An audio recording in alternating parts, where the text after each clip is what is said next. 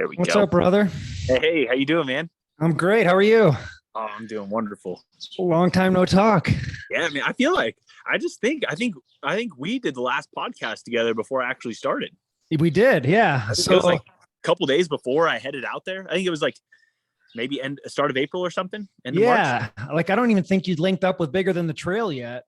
No, But no, no. yeah, and but yeah, it was like right before. And so yeah, man, I'm guessing a lot has happened since the last time we've talked, clearly. Yeah, But catch me up, man. I mean, the last time I talked, you were setting out to do the world's largest triathlon, man. And yeah, I've been following along on Instagram, and some of the pictures look incredible, man. I mean, there are a lot of pictures of you taping up your feet, sleeping on the side of the road, popping blisters, running on crutches, like everything. So yeah. I It was don't a lot even more know. than I bargained. Oh, I can only imagine. And remind me on the mileage. I mean, I think that tell me if I have the mileage right, was it a 32-mile swim, 3,000-mile cycle, 600-mile run? So the swim, I would say that it was about 32. It's so hard with the ocean. It just kind of went off what my watch said. Yeah.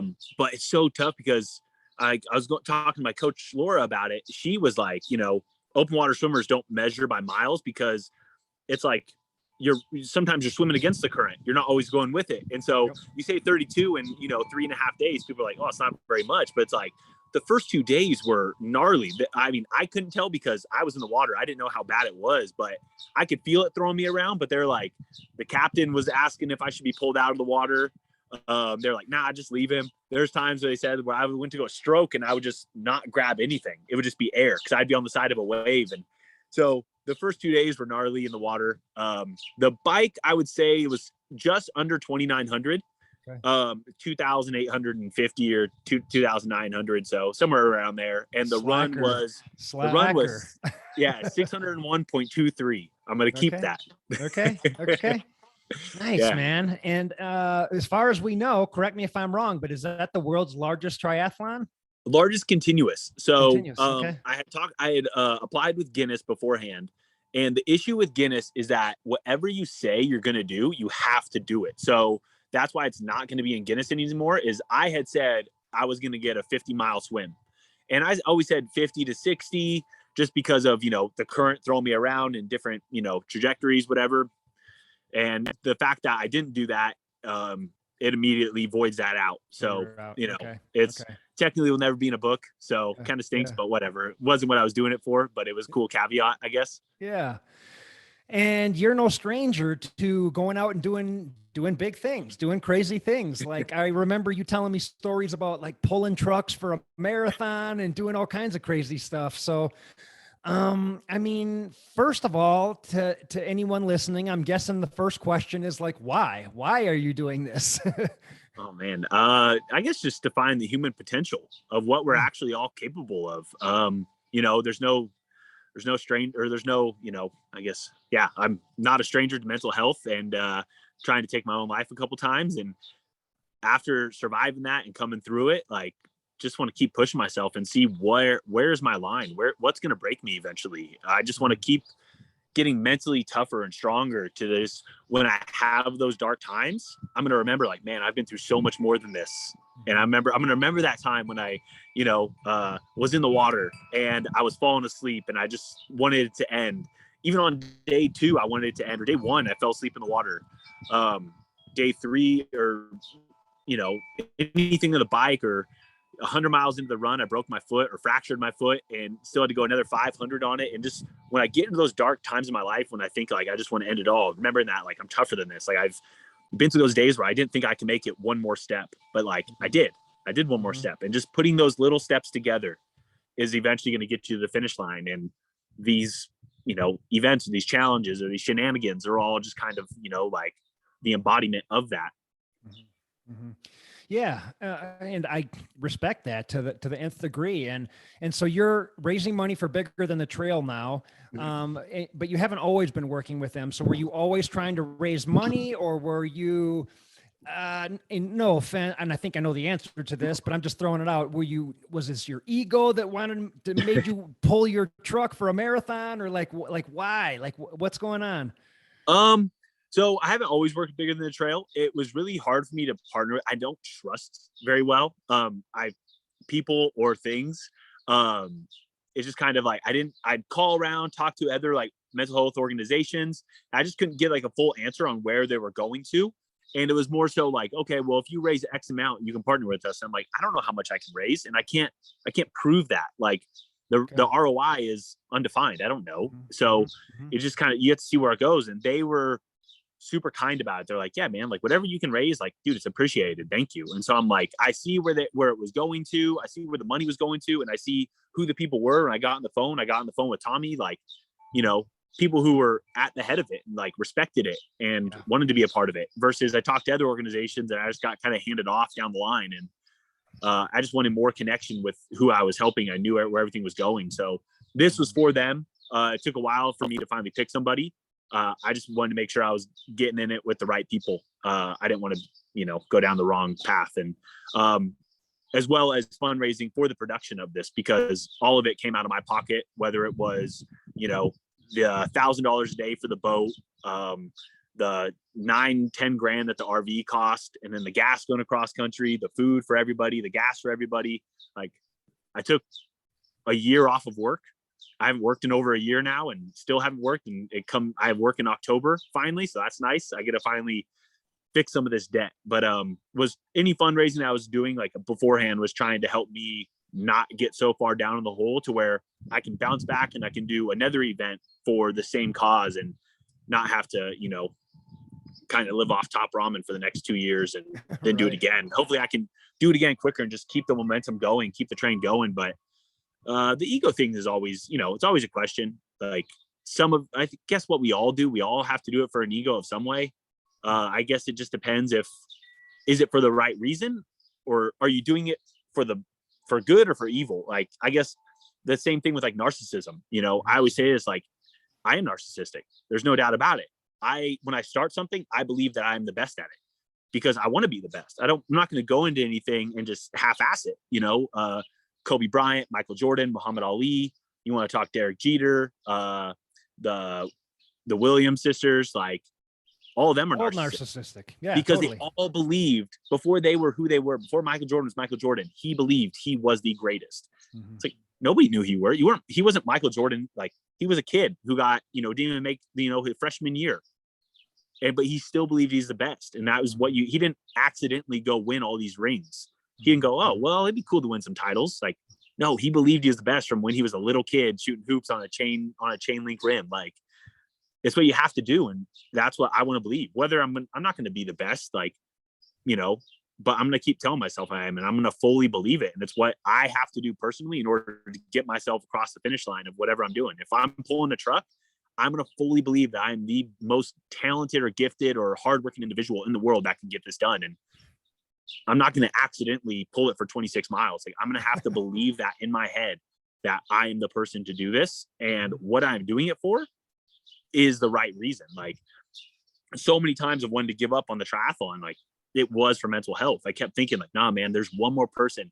I'd fight for one more day. And another message would come in like, man, like, I see you with your foot completely like twisted to the side. You can't walk on it. You're hobbling. You still have 500 miles to go.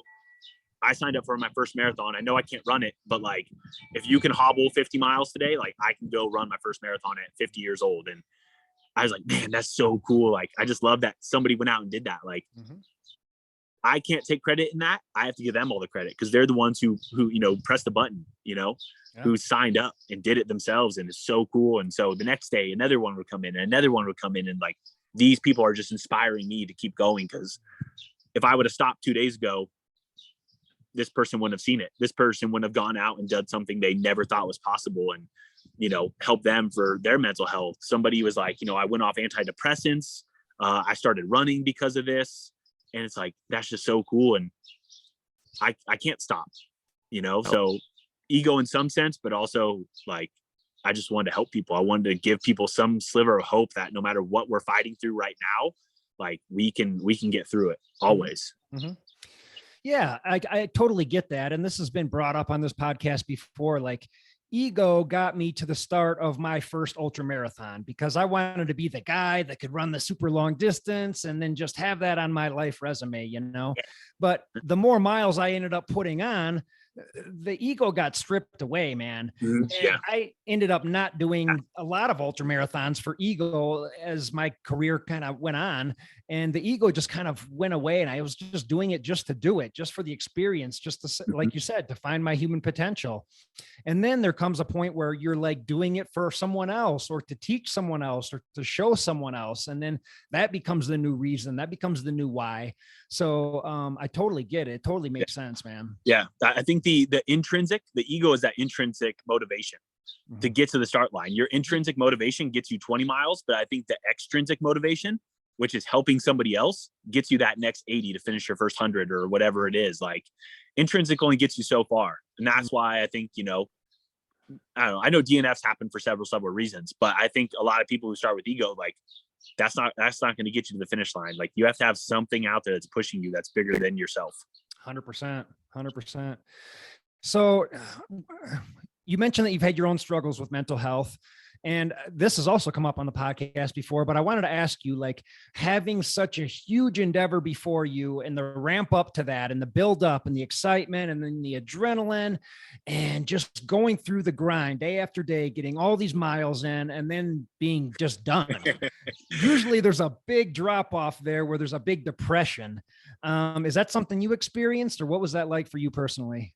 Yeah, definitely. It was kind of like a nice trickle effect once I finished, because I finished on Thursday afternoon. And then Friday, I went out for a run again. Once I finished, I went out for like a 2-mile run the next day.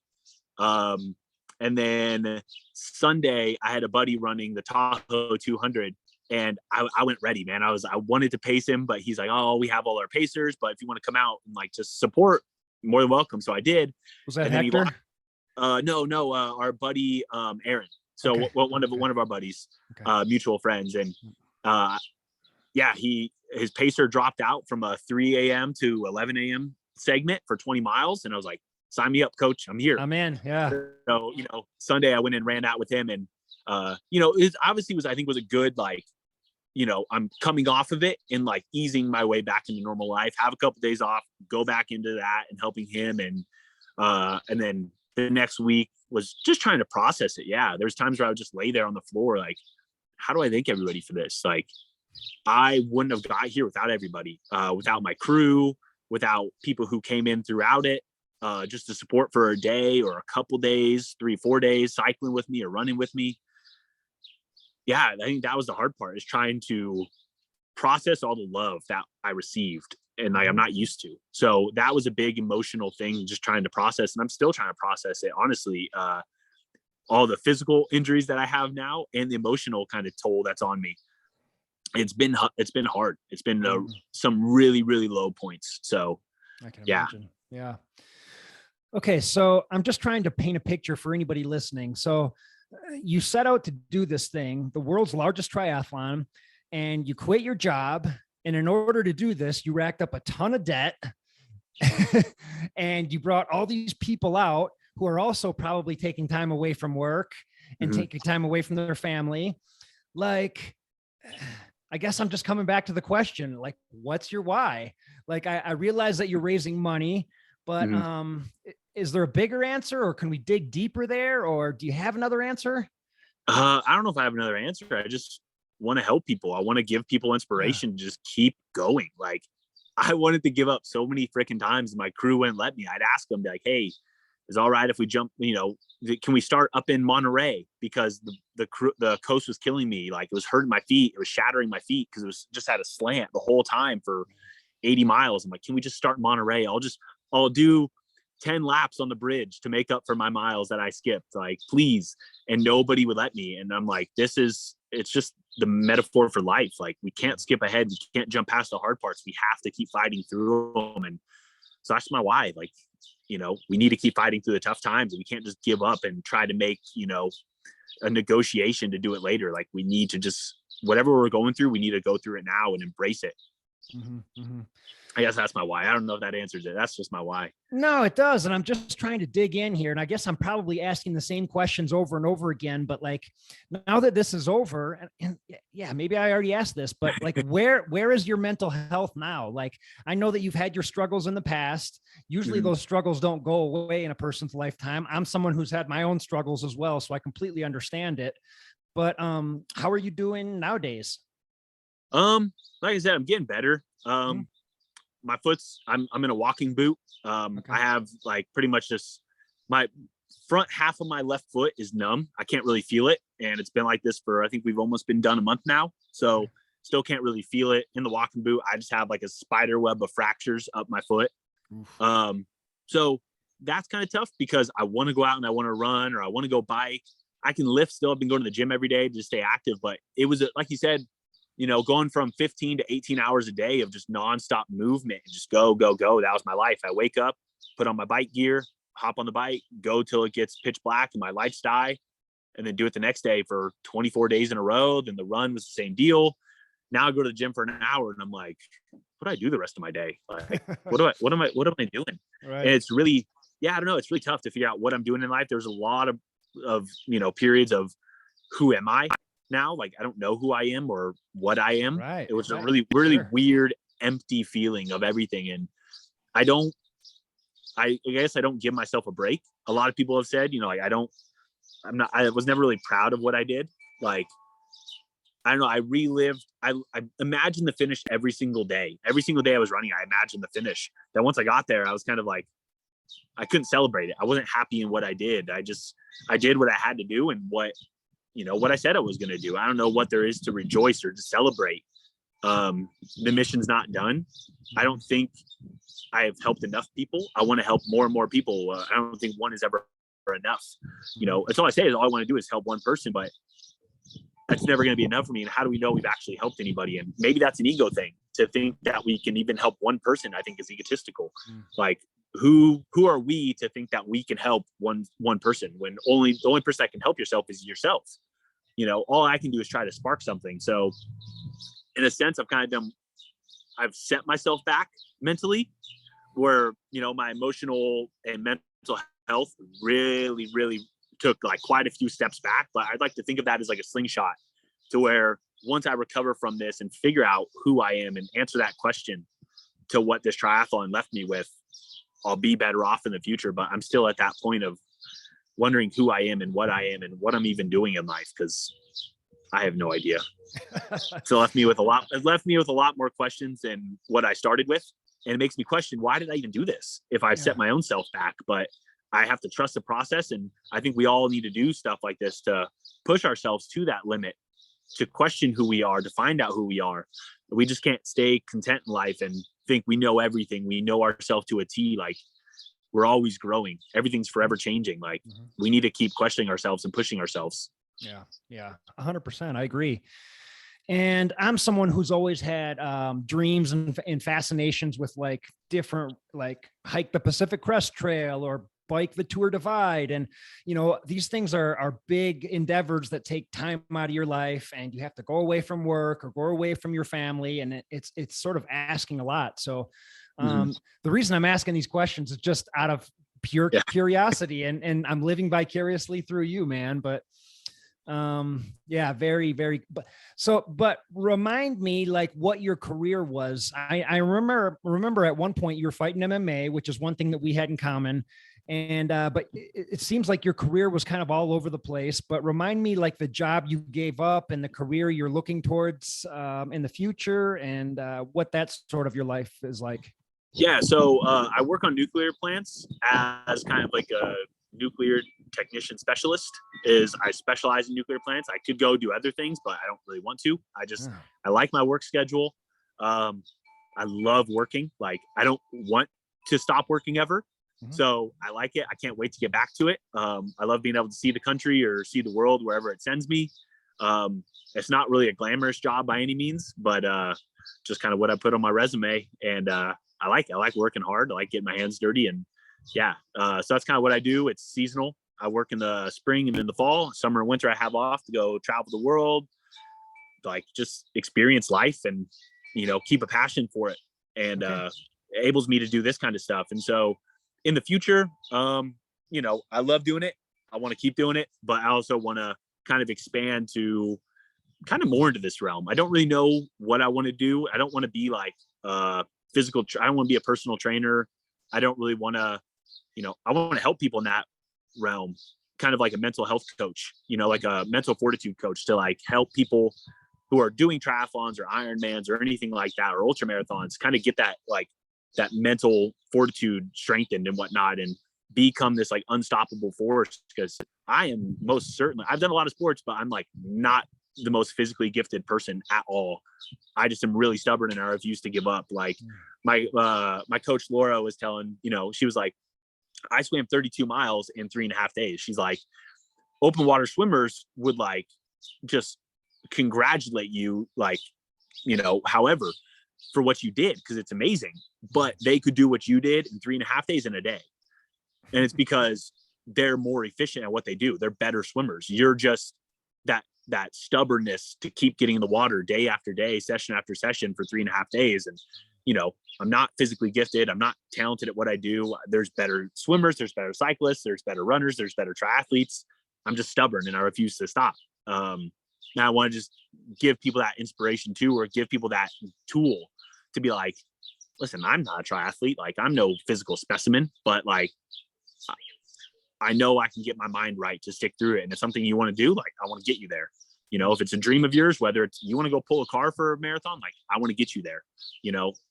I'll help you out physically, you want, like, training, but like, I want to make sure your mind is right for whatever life throws at you, whether it's pulling a car or doing a triathlon or something across the country. Like, I just want to make sure that people are mentally ready for anything life throws at them. And so that's why I always pick these like different events as like a hybrid athlete, because I just want to be ready for whatever life throws at me, and just be ready for life.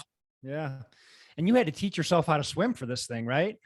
No, that was Laura. Well, Laura's as crazy as I am. We met exactly a year ago, actually, about this time in July. I mean, I thought I could swim. I thought I could swim at least a mile, and I could not. I could, but I would be dying after it. And she took me from absolutely nothing to where I'm at now, which for me, it's nothing to brag about, but I guess like it is a pretty big accomplishment. Like, I don't think I'm a good swimmer still, but I'm stubborn, like I said. So I would say she's the reason why I completed this, because I couldn't have done it without her. I wouldn't have finished the swim. And if I had not finished the swim, I wouldn't have gone on to the second part, So she's more than a swim coach to me, more than a head coach to me. She's like a sister. I love her to death. There's times where she would send me messages after she left. She had to leave for some family emergencies, some life emergencies going on. And I would leave her messages that I would just be like crying. I couldn't listen to hers because I knew it would break me down. I knew I couldn't listen to them because it would get to me. I was in a very emotional state throughout the whole thing, as you can imagine. People go through ultra, like, you go through a lot, and you're hard to deal with during those times, let alone over 3,600 miles. Like, I'm not always the most diplomatic in how I speak, or the most, however you want to say it.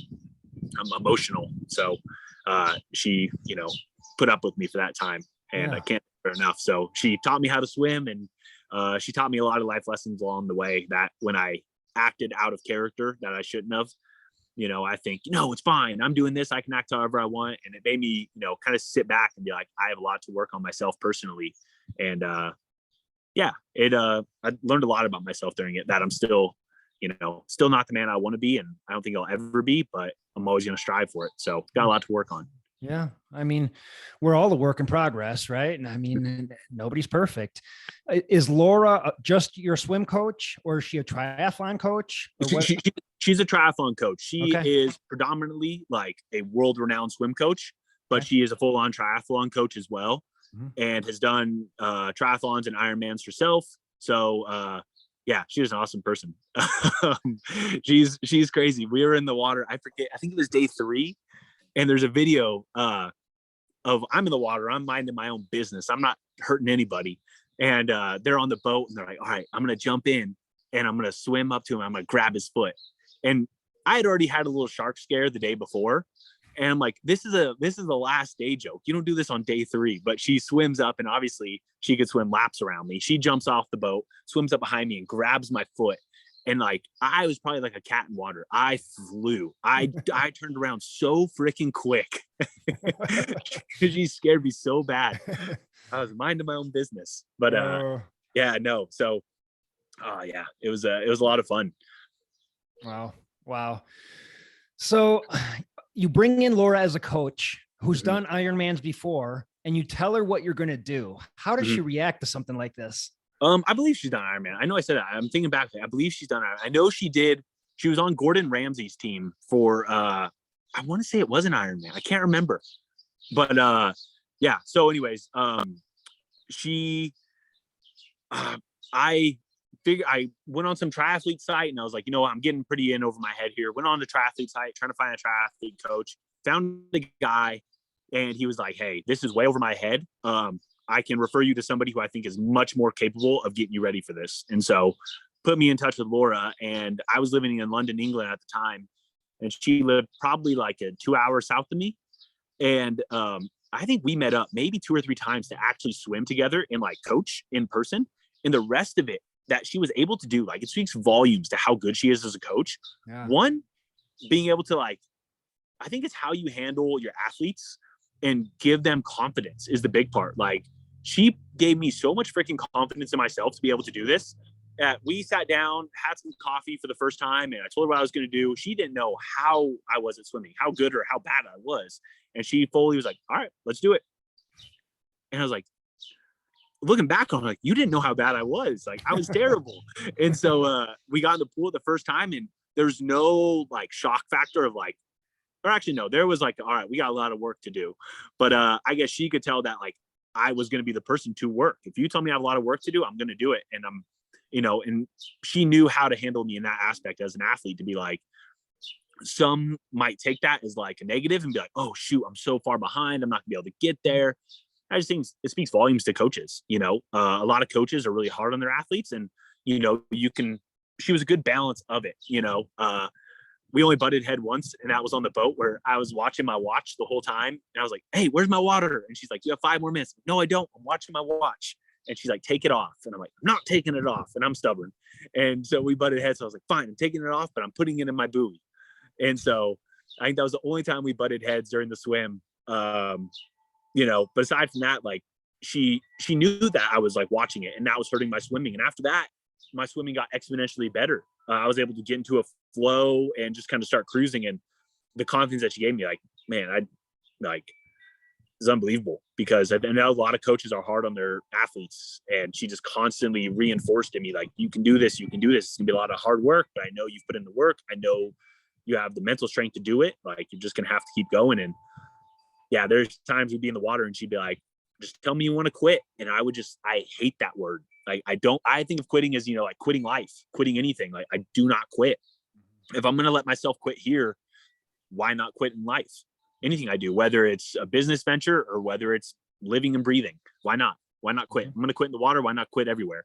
And so I just treat that as like a habit, is not quitting. And she said it to me, and I knew she knew it. And we talked about it afterwards. Like, she literally just pissed me off. But it was a mutual respect that we had, where it's like, oh, I'm going to show you. And I just start swimming harder. And, you know, she just knew, like, getting in my head what to say to get to me, to make me go. And like, you know, I knew at the end of the day, it was nothing but love. So yeah. One of my favorite sayings is, you know, how do you eat an elephant one bite at a time? And I'm just imagining like how you would even train for this, but it's probably the same thing with any ultra marathon. The way you train for 100-miler is just go out and go on big runs. And there's no way you can really train for it. You can get to a certain point, and then on race day, you're going to go well into the beyonds and see what happens, you know? And I'm guessing that's what this was like. You probably put a lot of time in swimming, biking, and running. But I mean, it's not like you can go out and train for a month for this thing that you're going to do that's going to take several months. Yeah. So oh, go on. No. I'm just, what was the training like? What was the process like? What were you doing on the day-to-day? I think that the last time we had a podcast, you were like, you just got out of the pool pretty much. And it was just like, an all-day swim session. Yeah. But yeah, I mean, walk us through like a week of training for something like this. Oh man. So I've been waiting for the after podcast because I swam almost every day. But I had to lie about the running and the biking. I did absolutely no running getting ready for this. I ran my first 100 in November, and then at the Valley of Fire, and then I ran my next 100 a month later, like December 16th, I believe, and that was down in San Diego as well. And so that was my only 2 runs, and I didn't train for those either.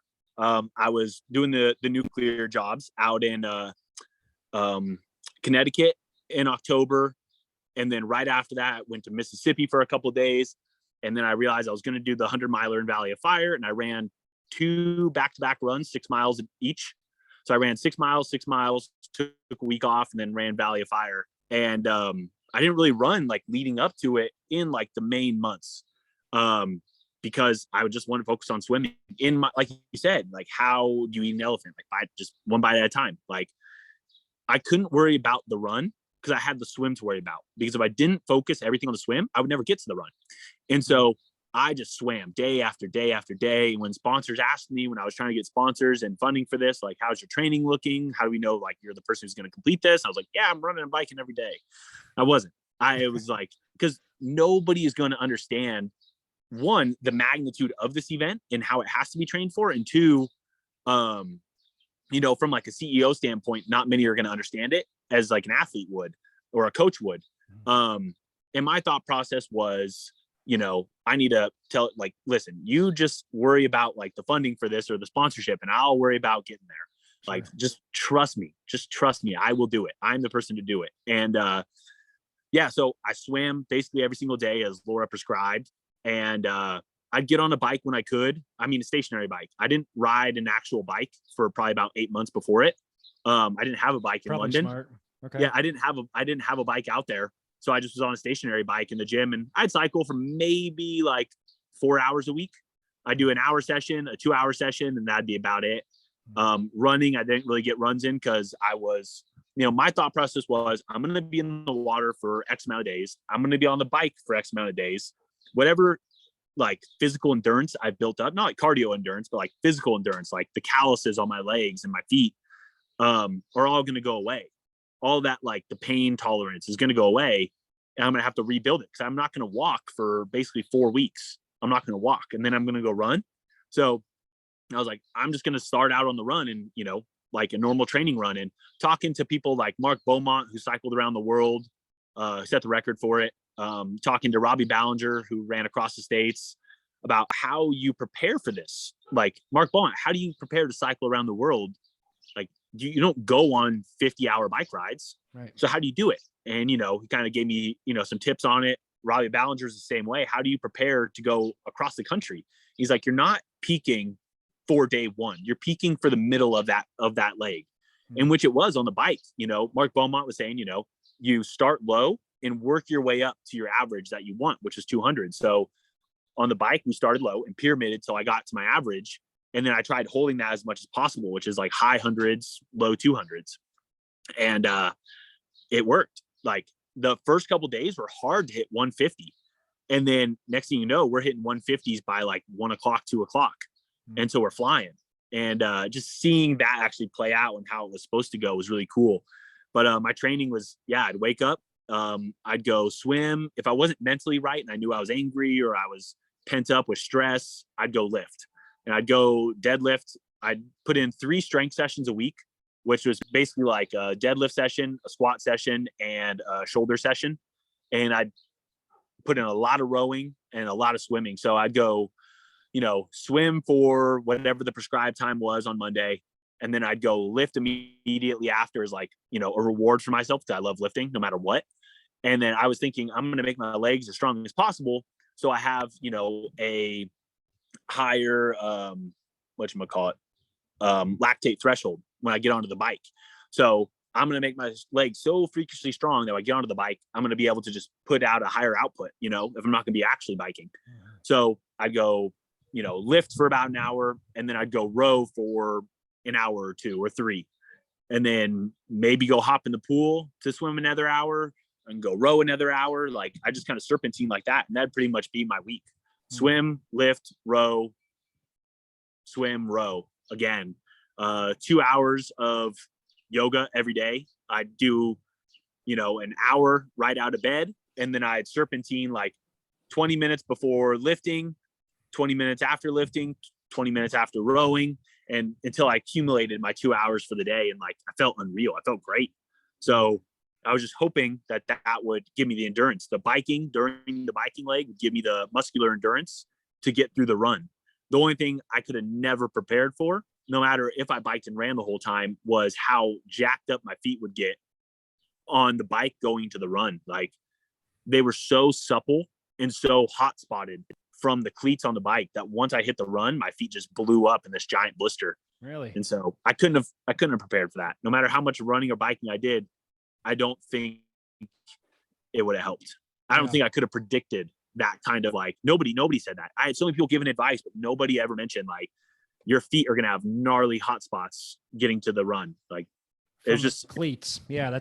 I never would have guessed that. Yeah. No. And I don't think the fact that nobody's ever done it in this manner with no breaks in between, like some guy did it around the world, but he had a week off in between. Like, I don't think I could have asked anybody to be like, hey, what's this going to be like cycling for 24 days, 25 days, whatever it was, straight into a 600-mile run. Like there's nobody to ask about that. Yeah, for sure. So your training style seems pretty unorthodox. Like I get it. It makes sense for you and your body type because you're a bigger guy. I don't know if you mind if I ask, how much do you weigh? A couple hundred pounds? Yeah. So I started out at 230. Okay. So, I mean, that's a big dude for doing what you're doing. That's a lot of pounding on the legs. So, so I sort of see your methodology there, but that doesn't really give you a lot of mental confidence for the bike and the run. Were you going into, I mean, I know that you're talking to yourself and doing the self-motivation and everything, but are you going into the bike and the run, like lacking confidence or wondering how it's going to go or?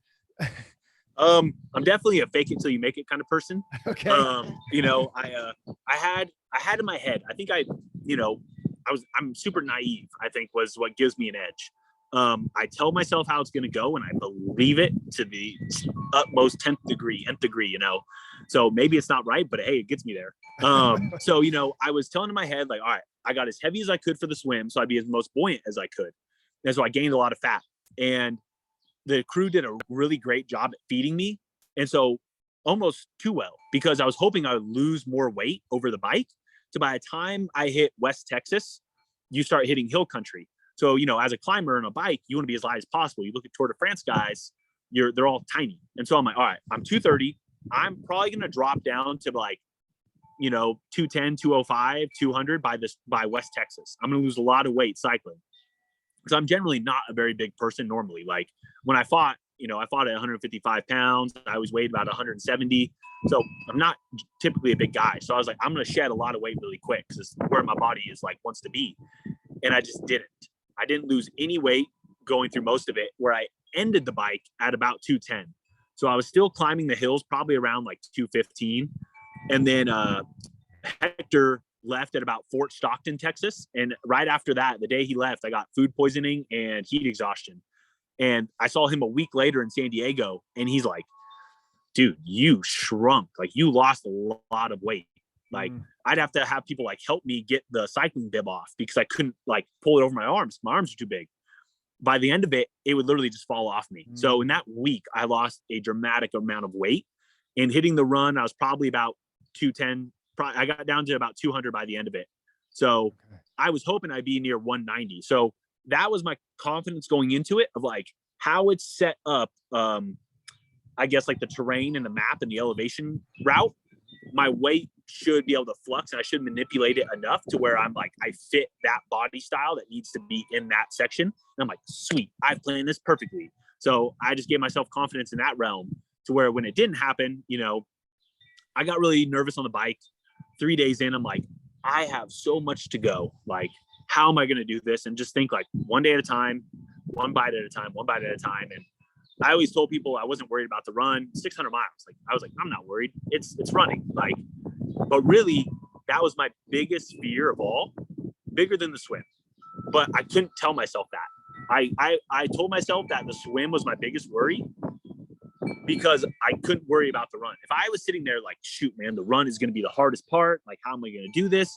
It would have ate at me, the swim, the bike. I would have been sitting there the whole time worrying about the last phase. And like, I can't worry about that. I have to worry about what's here and now. And during the swim, I was like, this is the hardest part. Once I get through this, it's over. I'm easy. It's cruising through here. Anybody can bike. All I have to do is pedal. Yeah. And then once I got on the bike, I'm like, oh, sweet. The swim was my hardest part. That's done. Now the bike is just really long and boring. I have to get through it. And there are some aches and pains on the bike for sure. My hands were really hurting. My hands were in a lot of pain. But like, I got the hardest part done, the swim. And the second I hit the run, I'm like, shit. Now it's real. Like, here's where everything comes down to, because I can't negotiate anything. Like, I have to finish this. So the run was always my biggest fear, because I knew how much it would hurt, which it did. It hurt a lot. I just couldn't think about it. So thinking about, was I mentally confident in it? I think, yeah, because I just convinced myself, like, I put myself into a different reality of what it actually was. And I was just naive. Mm-hmm. So I just made myself delusional to what was really going on until I actually faced it. And I'm like, shit, this is horrible. And then I'm like, well, I'm already here. Like, I have to do it. I mean, I sort of get it. I've done an Ironman, but looking back on the Ironman, I was also worried about the swim because I wasn't a very good swimmer. That was my weakest of the three disciplines.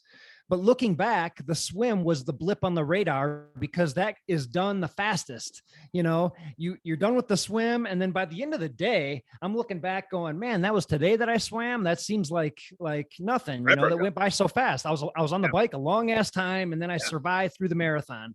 And that's probably what. I'm sorry? Was the swim open water? Open water, yeah. Yeah. See, I think, sorry to interrupt. I think the swim, it's so scary because open water, it doesn't matter where you are. Your sensors are on overdrive the whole time. That it's scary. And then, well, you were in the ocean. I was not in the ocean. I was in a lake. So it's a little bit different. Hey, there's still things. Yeah. But it's scary. Wow. So remind me geographically where this all took place. I mean, if I remember right, you were like going along the whole West Coast of the United States damn near, but like, where did it start and where did it end up? Right. So I took there's I wanted to go from Bahamas. I couldn't because at the time of planning, COVID restrictions were crazy strict. And so it got moved to somewhere along, the Florida Keys. And I'm like, where do I go? How do I, put this right? And so we went from Key Largo to Key Biscayne, which is, basically South Beach, Miami. And excuse me. So I thought we'd go further out into the Gulf Stream, which that's what all my numbers were based off of, is getting that assist from the current. We get on the boat and the captain's like, we're not going into the Gulf Stream, which basically when you get closer to the shore, you get counter current. So if I wasn't facing counter current, it was at least flat, but wasn't flat, or I guess neutral, with giant waves, or current, whatever you want to call it. Like, it was bad. So all my numbers were thrown off, and that's why I got 32 and not what I predicted, because we were, doing the, the fluid dynamics of what I should get with the assist and the drag. And so it was a mess right from the start. Got a wrench thrown in that plan and just had to deal with it. Hit the bike and went from Miami, from where we ended, to San Diego, Belmont Park. I didn't take the Southern Tier route as I had planned, just because things change when you're out there. Like, if you look at my tracker, there's a blue line and there's a red line. The blue line was my predicted and the red line is where I went, just because, I don't know, one, I wanted to get to certain spots based off news coverage, and they didn't fall through, or they fell through, so I was like, well, there's no point to go to the city and have to deal with traffic, and the cities are the most dangerous spots. One, the traffic, and two, going through some sketchier neighborhoods like I did in Mobile, Alabama. Went through a really rough neighborhood that I shouldn't have been in, and I booked it out as quick as possible. So from that point of going through it and going through like New Orleans, it was like, all right, if I don't need to go through these cities, I'm not going to. It slows me down drastically, hitting red lights, hitting turns, and I'm having to constantly look at my phone. Like, I'm just going to stick to the highways and go. So that's why my red line is not matching with my blue line. it just worked out that way, and I could find nicer roads. And sometimes I'd get to the road and it would be dirt or it'd be sand. One time Hector and I were biking and we ended up on a sand road. Like, where did sand come from? And we had to walk our bikes because we were trying to fight it, and eventually we would just fall over. Yeah. So we had to walk it. One time I came across a downed bridge. I tried walking through the woods, and finally I was like, I don't know if there's how many snakes are in Texas, but like, I'll probably get bit and I have no service, so I'll probably die. So I'll turn around. And that was a 10-mile detour, which took me a couple hours because I had to walk. So that was that with the bike. And then ran from Belmont Park to the Golden Gate Bridge, following directly along Highway 1 up the coast, which was absolutely gorgeous. The only way I would have wanted to do it, but I didn't know the road to be so slanted, like curved, which was just excruciating. Yeah, that's painful. That's brutal, man. I had a couple people come out and try it for 5-10 minutes, and a couple people came out longer, but they were like, dude, I had somebody try it for 5 or 10 minutes and they were like, dude, this hurts. Like, this is rough. Oof. And then some people did it for a couple days with me, and it was like, yikes. Wow. It was not fun. Wow.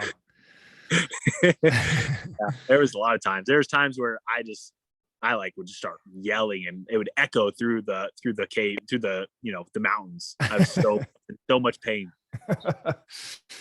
Walk me through the lead up to this thing. Like, logistically, it sounds like a nightmare. Like, getting friends together, getting the RV together. You have to be here at this point.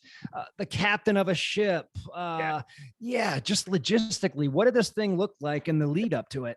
I mean, just the week before, it was really cool having everybody there, because they could see how much stuff was actually like going wrong. That was just, I couldn't stop, I always thought everything sounded so make-believe, like you couldn't make this stuff up, and so the crew gets there, one person flies in on Tuesday morning, the next person flies in on Tuesday afternoon, next person flies in on Wednesday night. I was another person supposed to fly in Thursday night, but she lands in LA. People come from all over the world, I got their round trip tickets from 2 people from Bend, Oregon, Laura from England, and then our main producer from Australia. And Laura came out, the 2 crew from Oregon came out, and then Elle was coming out from Australia, and she landed in LA, and she calls me, and she is hysterical, right? And it's really sad. Like, I don't know, probably shouldn't mention, but like, her friend has a terminal illness, and she has to redirect home. And it's like, just stuff that we could have never imagined happening, man. Like, It's heartbreaking that happened. Like, I can't stop her. Like, I don't want to, like, I want to make sure you're okay. I want to make sure your friend, you're terminal, but like, that she's best taken care of and you're there for her. So, it was heartbreaking. It was obviously a lot of stress put on me, but it's life. Like, that needs to be taken care of first. So if you can come out after, great. If not, like, take care of what needs to be taken care of. Like, that's what matters most in the world. So, stuff like that, like, who could imagine that? We could have never planned for that. So, it put a lot of stress on everybody else. We were getting the bikes sent out there still. We had my bike being sent out with Hector's bike from San Diego across the state. So I was waiting for those bikes to arrive so we can put them together. And then my second bike arrived the day we were leaving. So I'm trying to put those together. I'm not a bike mechanic, and these are really fancy bikes that I didn't put together properly. Thankfully, the bike shops caught that. And it took 2 or 3 bike shops to catch certain parts of it. We took 1 to 1, and they're like, all right, we got it. It's done. Like, it was going to be really dangerous if you rode it. And then the next shop would be like, this isn't on all the way. And be like, well, thank you. So like, these bikes, like, little things just went under the radar that could have been catastrophic. It put, with one person, the main producer, having to, leave, take care of her family emergency or life emergency, put a lot of stress on the new film crew, which is Brandon, that, more than he signed up for, task wise, like, but he was all up for it. He loved it. We were talking about, like, it was like being the Tom Brady of the film world. Like, man, you weren't supposed to start. You weren't supposed to play in the NFL like Drew Bledsoe was. And Drew Bledsoe went out. I don't know if this really happened, but I know Drew Bledsoe got injured and Tom Brady showed up. But that's what we were kind of relating it to, is like, man, you're the Tom Brady now. Like, you're starting, like, this is your first game starting big Super Bowl, like, and he hit it out of the park. Like, the stuff he got was insane. And, the hats that he wore, he did a lot. So, everybody just had to carry a ton on their shoulders because we were supposed to have a bigger crew and things just didn't work out as planned. And I wish I could have gave more help to everybody that, I tried, I broke the bank doing it and tried getting out as many people as possible and funding everything, funding their way, their round trip tickets, their food, the gas. Like, I just wish I could have always done more for everybody. And I couldn't, I'm still trying to. So whatever still comes in from funding for the film, for the book, that's kind of where it was going to help pay back these people more than what we had already agreed on, because, we agreed, our verbal agreements, verbal contracts of what it was going to be. Some things have come up and, hopefully I can, be able to make it up to some people who, did more than what I could have ever asked for. So you have a film and a book in the works. The film has hit a big hole with things. Like I said, we kind of had our agreement, but some things have kind of hit a snag with, requesting more finances, and that I just don't have. So I'm going to try to get those together to, kind of mend this relationship, and hopefully I can, do right by him on that. I really want to. So, we'll just have to see how that goes. And, I guess when two people have such a fire and such a passion for what we did, and we went through such a crazy situation, like, you're going to butt heads eventually, Sure. Crews butt heads on ultras, let alone, 46 days of just this, so it's a shame. It's really sad to have this kind of looming over the whole project. So while that kind of, has halted to a stop, I'm going to work on the book, and, if that's all I can do, that's what I'm going to do. And I'm going to put that out there, and it's what I've always wanted to do. So I'm going to tell the story the best I can in that fashion, if there is no film, but hopefully there will be, because in the big scheme of things, it's what it's all about, is just having, this kind of legacy for ending the stigma on mental health, like, to where it just wasn't a 6-week endeavor that, inspired some people and sparked some people to go do some things, but something that can last for like however long. Eternity sounds really weird, but like, just can last longer than what this did. And somebody 5 years from now or 2 years from now can see it and be like, damn, man, like, this is rad. Like, this is, I want to do something like this. Like, this is possible. Like, this person wasn't rich or, whatever. Like, he wasn't a professional athlete. He just went out and did something that he felt gravitated towards. And whether there's money in it or not, like, I want to go out and do this. Because we all think like, man, this has to make money to make sense. Like, nah, man, just focus on what you're passionate about first. And like, hopefully the money will follow. If not, like, at least you did something you cared about, that goes for everything. So, yeah.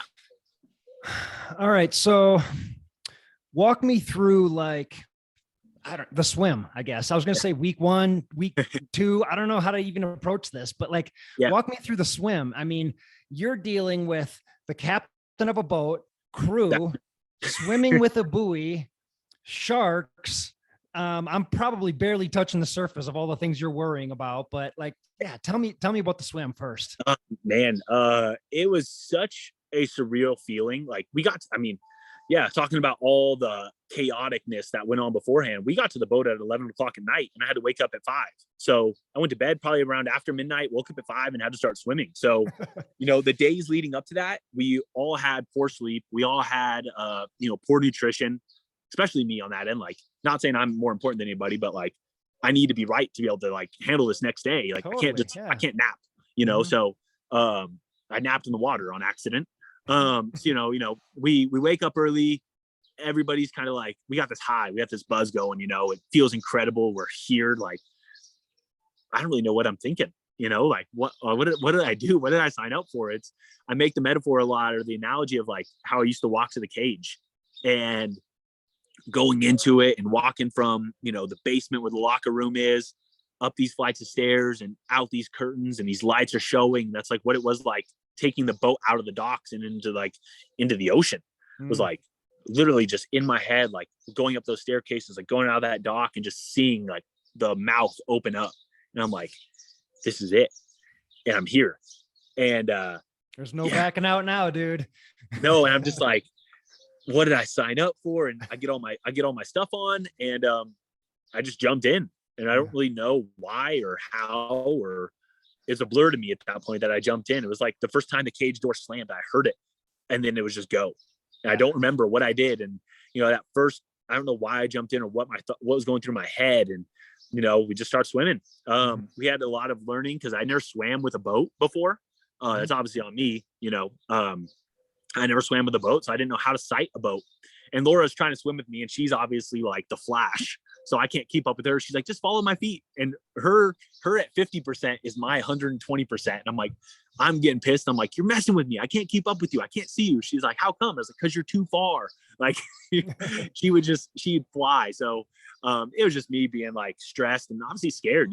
I think a big thing that a lot of us don't realize is anger is a derivation of fear. Like any anger I had that day was like, because I was scared. Like I'm in a world I don't know about, and I'm now diving into this transcontinental like triathlon. Like, of course I'm terrified. I'm going to be a little aggy on day one. Like, how much do I have ahead of me? And this is where I'm looking at the whole elephant with like tiny little plastic like knife and fork, and I'm like, damn it, dude.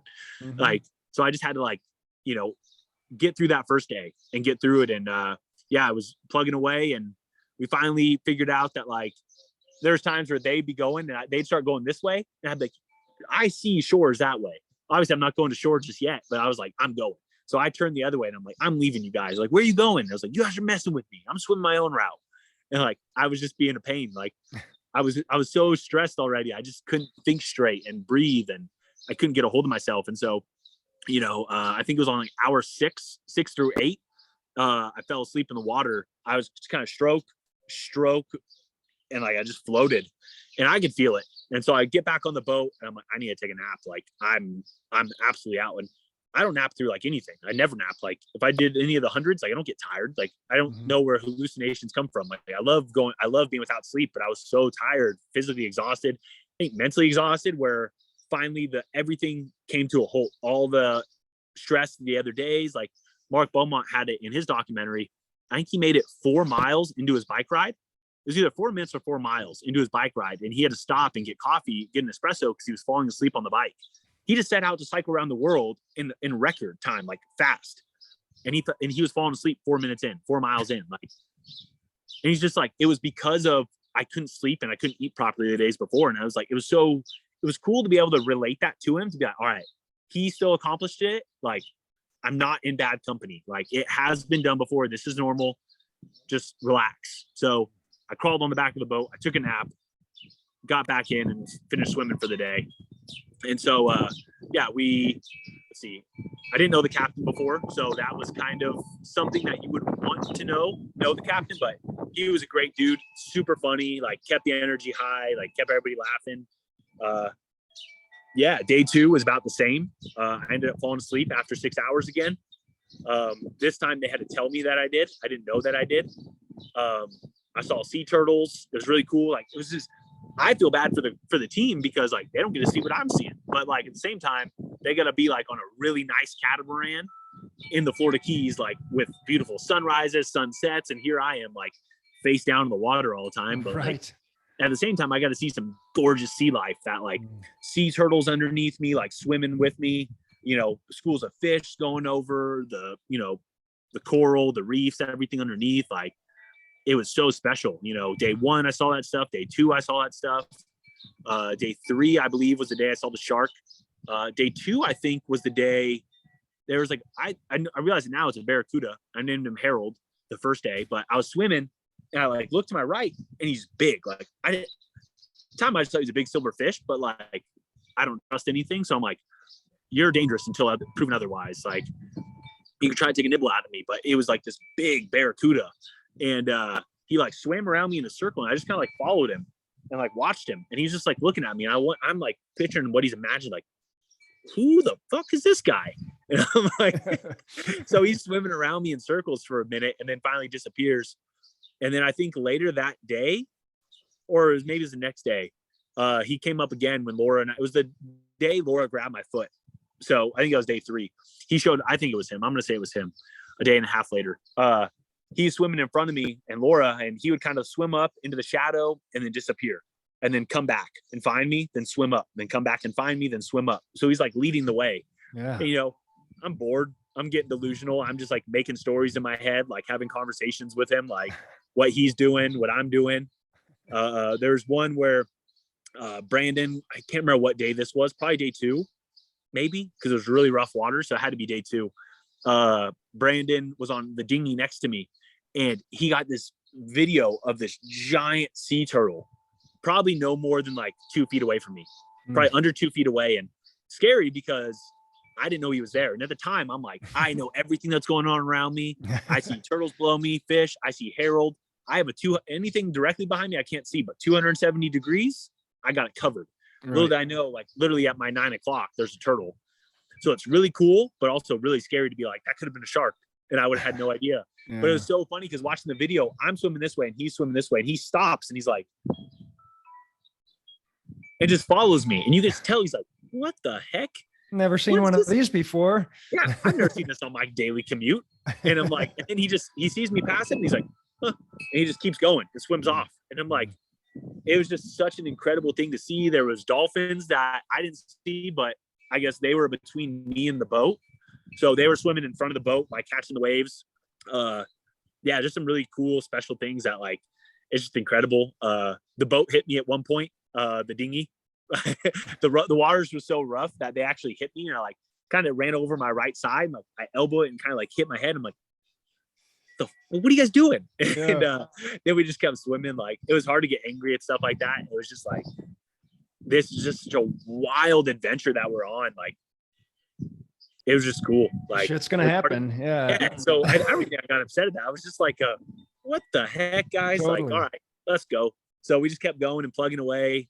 I think day 3 is when I saw the shark, and it wasn't a very big shark. Like I'd say like 3 to 4 feet, but you know, like 10 feet. I don't know. No. So 3 to 4 feet, like it's a shark to me. Like it's going to be scary no matter what. I don't know if he's got a mama. Like, I don't know how sharp his teeth are. Bite my toes off. And so there's a little like cat and mouse game with him, trying to like watch him, trying to call for the boat. And finally, like 3 or 4 times, I finally like tried kicking at him and hit him. Didn't go away. And so finally I had to wave down the boat to come get me. And, you know, they pulled up really slow. And I'm like, are you guys going to get me out of the water? And they're like, this is as fast as we can go. And I'm like, this is our shark protocol? Like, this is it. If this was a 10-foot shark, I'd have to fight a 10-foot shark for like 3 minutes. It felt like 10, but it was probably only like 2 or 3 minutes. But in that time, you're like in overdrive. You're like, get me out of here, man. Oh, yeah. Get me out. There's no safety net. Like whatever happened. And I have to deal with it. You know, on the highway, if a car hits me or is come near me, like there's no safety button, man. It's terrifying. So to be on, and after that, I'm on alert 24/7. I was out of the water for maybe like 5-10 minutes. And then I got back in because I'm like, I can wait 2 hours and it's a waste of time because I don't know if he's gone still. You know, I might as well just get back in and go. Like, this is what I signed up for.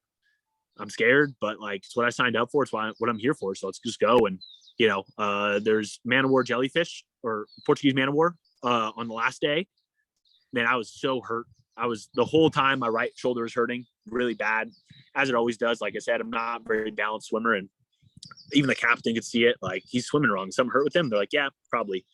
And so I love that they just shrugged it off because I'm not going to admit it. You know, I'm going to be like, no, I'm fine. And they're like, you're clearly hurt. I'm like, no, I'm fine. Let's just keep going. So eventually the last day, my shoulder started hurting really bad. My left shoulder, to the point where I literally left it at my side and I'd stroke my right hand. And like I'd flop my left shoulder, stroke my right hand. I did that maybe for like 10 strokes.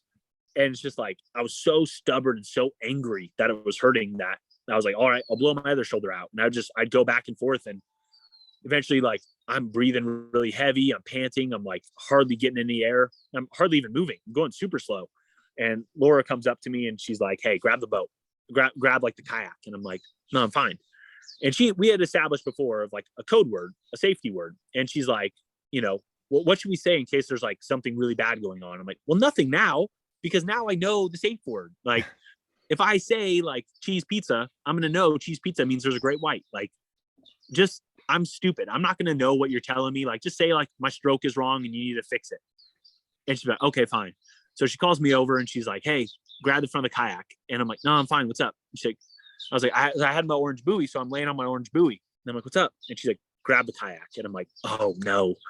I was like, she's never demanded me to do this before, but she's like dead serious, like straight face, grab the kayak, Justin. And I'm like, oh shit.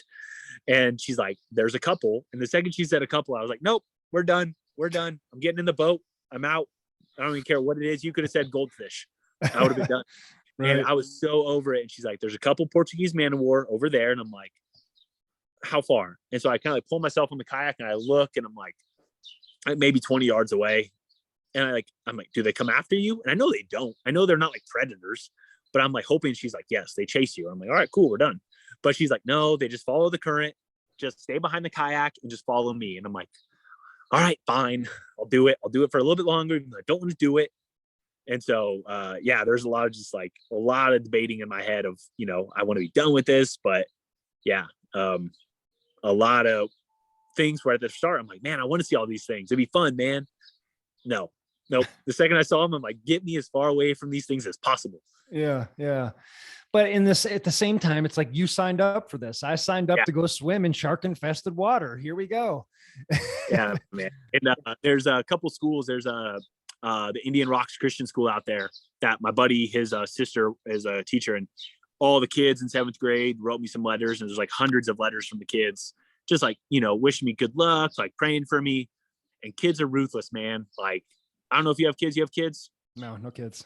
I don't, and I'm terrified because they're ruthless. Like they're super sweet, but then they're like, did you know, fun fact, that the most shark attacks happen off the coast? I'm like, great. I didn't need to know this, like right before I jump in, but they're ruthless, man. But it was really funny. It was cute, and always something that like, that was probably the most special gift I got, man. Like to see that like these kids were following along, like they were following the story and everything, and inspiring somebody to go do something of their own in 7th grade. Like, hey man, like I can do some pretty crazy stuff too. Like go do it, So yeah, it was that was probably like, I think my most favorite gift. Like there was bikes donated, there was a lot of things donated, but like that was probably the most sentimental thing I have.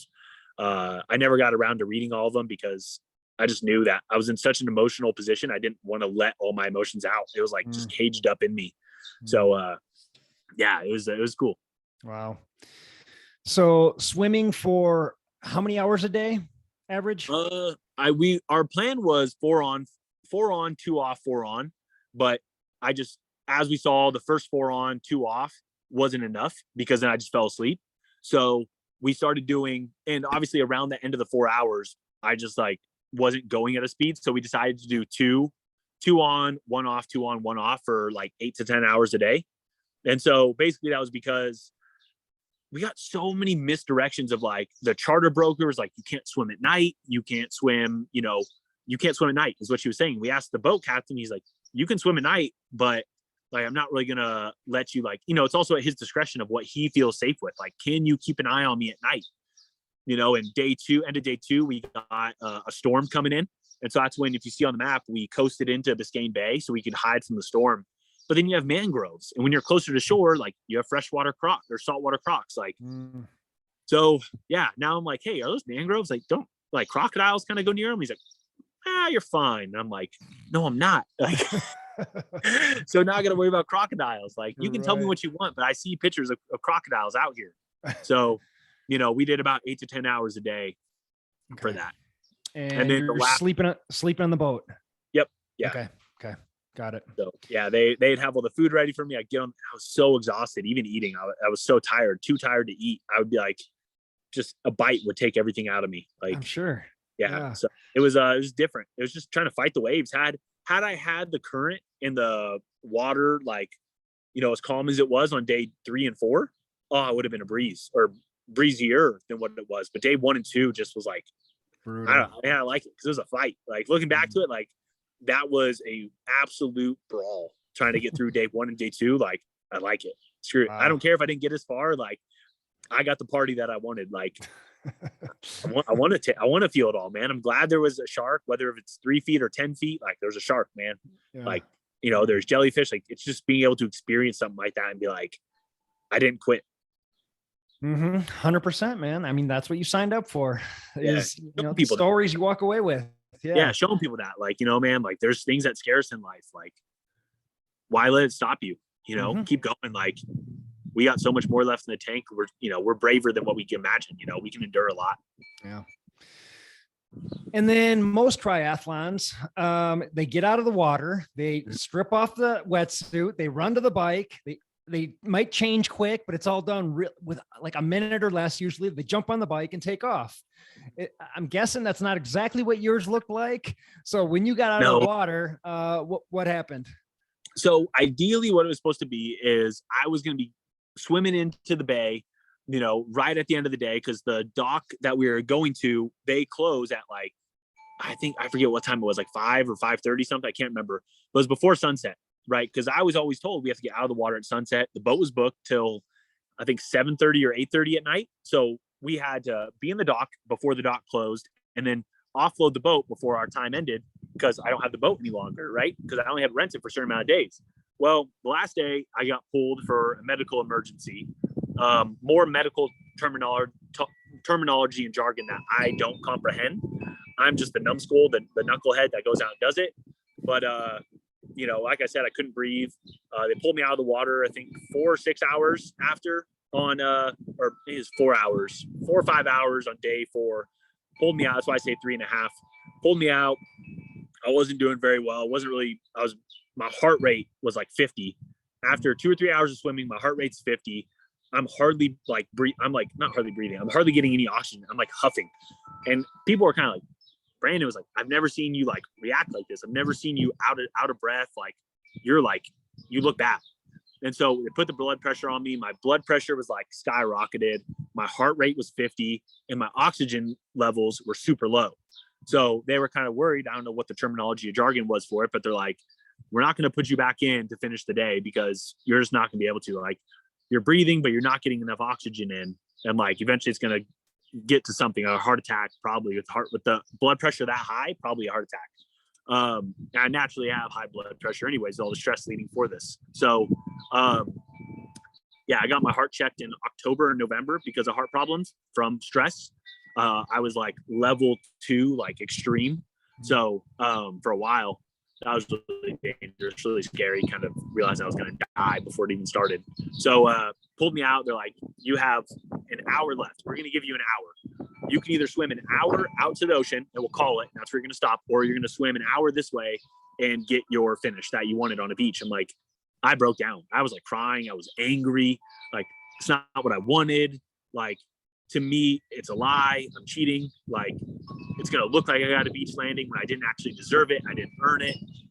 Like, it was really tough for me to handle because I'm all or nothing. And so basically put me back in the water. I swam the hour to the beach and we had our celebration and everything. And I got off the bike early. So like, I got off the swim early. So let me get on my bike and go. But my mom showed up surprising me. So, you know, we all went out to lunch or late lunch, early dinner, got everything set. And then we had to drive 2 hours to go get the car or go get the RV to bring the RV back. So I had half a day off before I started the bike and not really what I wanted. Like in my head, I failed to swim.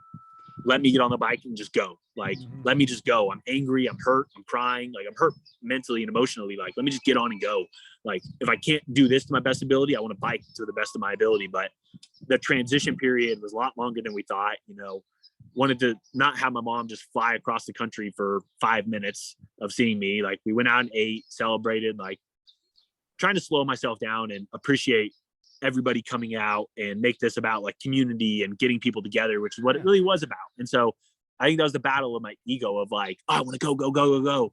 And it wasn't about that. It was about people coming together, sharing something special together and meeting new people, like all the new people who like of the wolf pack, they got to meet each other. People who weren't part of it, meeting people of it. Like that was the special thing that I'm always going to remember, not how fast or I didn't go fast enough. You know, That's my ego that needed to be, you know, kind of pushed to the side for the reason of it, which is community and mental health and bringing people together. So I didn't go directly to the bike. That's kind of how it looked is, you know, dinner, drove 2 hours to get the RV, slept in the RV, then went to start the bike the next morning. Okay. And that makes sense. I mean, it's not like you're trying to beat anyone's time, take down anyone's time or anything like that. You're just trying to get this long journey done. 3,000 miles on the bike. Okay. I think I saw pictures of you with cops. Yep. I'm picturing major saddle sores. Was that an issue for you? Oh, surprisingly, that's kind of what I talked to Mark Beaumont. You know, he's like, ease into it. Like, you know, I guess what's that saying? Like, check yourself before you wreck yourself kind of deal. So I'm like, that was the deal with easing in. I still put a lot of the equal amount of hours as I did on the bike every day, but I just became more efficient at it and didn't like completely destroy myself. I didn't wreck myself. The saddle sores were there for about a week. And then after that, he's like, your body will adapt. Like, don't go so hard out of the gate, putting 200 plus in a day. Like because you're not going to be able to recover. So ease into it. Your body will be like, all right, this is what we're doing. This is what we're doing. And after week 1, like the saddle sores really weren't an issue. Okay. They would they kind of like rub me for the morning, but after the morning, they'd be like, all right, I'm good. Let's go. Okay. So a lot of chafe cream, you know, a lot of lube, just to keep it, you know, moving. But aside from that, like my hands were the big issue from just constantly switching from, you know, the swim being just shoulders and triceps and everything. I was basically planking on the bike for 16, 18 hours a day. Like, that was terrible. You know, like my shoulders were dead. My triceps were dead. My hands were beat up. And so trying to just sit on them, I had blisters and bruises along my palms. So that's what I had to really deal with until I had really thick gel gloves that still didn't help. That was my bigger, like, you know, kind of nuisance along the whole bike. The police, I got hit on day 2, got hit by a car. I think it was before that I got blown off the highway by a semi. I was in the aero bars and all of a sudden a semi comes right here and blows me off the side of the road. And it's like, I don't know why I say Caddyshack, but I feel like it was something that probably happened in Caddyshack where I'm like bouncing on the side of the road, like on like the grass slope along the highway, just like trying to like stay in, and like, you don't have much control in aero bars. No. And so I'm just clenching everything, like just praying that I'm not going to like crash. And I'm just like, all right, just keep rolling, just roll through this and like get back on the highway and no pop tires, crash free. And then I think after that is when the car hit me. I was able to come out unscathed. Same with the bike, couple nicks on the bike, but definitely a scary time because, you know, getting out of Miami, a lot of close calls with semis and trucks on the highway to get out. And then I made it through my first aid station and I'm like, man, I made it. And realized like, I just dodged like stupid drivers. Like, we all know how like people can get distracted with their phones, and all it takes is one person in 3,000 miles or 2,900 to not pay attention and I'm dead. Like, that's all it takes. And, you know, I just dodged sharks and jellyfish and everything else for 4 days, 3.5 days. Like, I'm like, shoot, the real worries drivers, man. Like, people are my animals aren't my worries. And so, it was that was a big scare because I'm like, man, I have to get back on the bike again. And not only do I have to get back on it again, but I got to get on it tomorrow. And like, all it takes is one driver. And it was scary. So that one driver happened. She wasn't paying attention and I was paying attention. So she kind of was coming this way and turning in front of me to turn onto a side street. I saw her and I tried hitting my brakes and I just couldn't hit them in time. And I started turning with her to try to like at least roll with her instead of going directly T-bone. Because had I not hit my brakes, she would have hit me. She would have T-boned me and ran me over. Or I hit my brakes and I would have T-boned her, but I rolled with her. And I was able to turn the bike, unclip my left foot. As the bike was laying down, I would clip my right foot, hurtle over the bike, and I ran into the car. And then, that was about it. Some guy saw it, called the cops, and so bike was undamaged. But at that point, I was like, this bike is bad luck. It was my really nice bike too, so it was kind of a shame. It just had some bad voodoo put on it, so had to kind of get rid of that. And it took a couple of days for me to feel comfortable on it again because so many bad things were happening. Really? But you kept on the same bike? I switched out to my Fazari for a couple of days, for about a day or two. And then finally I was able to get the courage to get back on the Orbea, which is that bike. And it was fun, man. That bike I would fly on. Like, I don't know what I would have done had I not had the bike. Like I would just lay in the aero bars for like, you know, all 200 miles. I would just lay in them and just like crushing. I'd go like 20 miles without trying, 20 miles per hour trying. And, you know, if I want to try, I go 25, hit 40 miles per hour a couple times. Like, and that's scary, man. That's not fun. Oh, I know. I've done it. I know, man. How many hours average on the bike? I would go in Florida. We had to do a couple smaller stints because I just wasn't used to it. There's a lot of heavy like headwind that would just drain me. I don't know how much it was. I can't remember because I know trying to think. There's so many different segments of the bike because we had a lot of drama at the start, trying to get the crew working together and everybody working like in a synchronized fashion, so we didn't put out that many miles. So I'd probably go like, can't remember, because the run, man, there's so many different stages. I'm trying to remember what it was, because I know once it was Brandon and I, like West Texas, after I got sick, we started crushing it just because, we didn't need to talk anymore. We had already been with each other for so long. He'd pull up next to me and then we would just go like, hey man, Gatorade, bagel. And then, all right, see you in like, 40, 60 miles, but at the start, when it was all of us, it was like maybe 50, maybe we did hour stints, maybe like 2-3 hours, like, oh, I'll see you in 2 hours, however far that is, Okay. So things like that. So it was all different, when it was the whole crew, it was shorter stints because I was just getting drained faster. When it was just us and I guess no more headwind, like longer stints. But I would say on average, like 15, 18 hours a day. If we could get more with daylight, like once we got further west, we got more daylight. So we try to go further into the night, sometimes midnight to 3 a.m. till my lights died. One of the lights that I bought from like Magic Shine just were broke. It didn't work at all. And that was like my main light. Like the other light was from Walmart, which died after like 2 hours. So that was a big bummer, to where we would go as late as we could till like, midnight and be, all right, let's charge the batteries. Or one day we're like, all right, let's charge the batteries 3 a.m. and we'll get back on the bike and we'll keep going. And then we realized, like, why not just go to sleep, wake up in the morning fresh, like sitting here for 2 hours waiting for a Walmart battery to charge to get back on. Like, Doesn't make sense. Yeah. So, that stuff really ruined our efficiency, but at the same time, like maybe it required, or it gave me the more output the next day to be fresh, like things like that. So yeah, it's just hard to plan. Oh, well, yeah, you're so much of it's just on sighting and so much is just on the fly, just making decisions like, how's this really going to shake out? And you don't know until you're there. Yeah. So was your RV sort of following behind you to sort of protect you from traffic, or it probably doesn't work that way? I mean, in an ideal world, maybe, but I'm guessing they would go up far ahead and then you'd have to catch up to them. And it's just a cat and mouse game. Yeah. So it's actually really crazy. So yeah, in Florida, that's what they did. They would just jump ahead. I'd catch up. I'd find them. And that's how we leapfrog each other. They would go run some errands, like bits and bobs that we still needed to get together for the bike, that, things that were like, oh shoot, we need this, like things that we didn't need to get before the swim, because we had such short time before the swim started when everybody got there. So, I was I think just outside of Tallahassee, and we had just got done with an aid station. And Brandon and Laura call me and they're like, hey, there's some dude like a couple blocks behind you with like a police escort and an RV, like he's cycling in the road. I'm like, what? So I like look behind me and I see some lights flashing, police lights. So I wait for him and I hop in with him and I start talking with him, and he's cycling from Atlanta to New Orleans, raising funds for a education program he wants to put in schools. He's a school counselor. And so he's got this police escort. And I'm like, how much does this cost, man? How'd you do this? He's like $1,000 a day.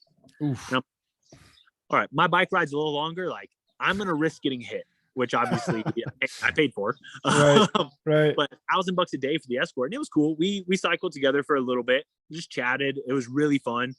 So obviously nice being protected for that little bit, knowing I'm not gonna get hit. And people are pulling over, people are honking. Like, he did it right, man. Like, he raised a lot of awareness for his cause. Like, had a banner on the side, like stuff that I wish we could have got done. Just things fell off. Like, I was going to get the RV wrapped. I was going to buy an RV. That didn't go through in the last minute. So I had to rent it last minute, which meant I couldn't wrap it. Meant I couldn't even get the time to get a banner made. I'm like, this guy did it so right.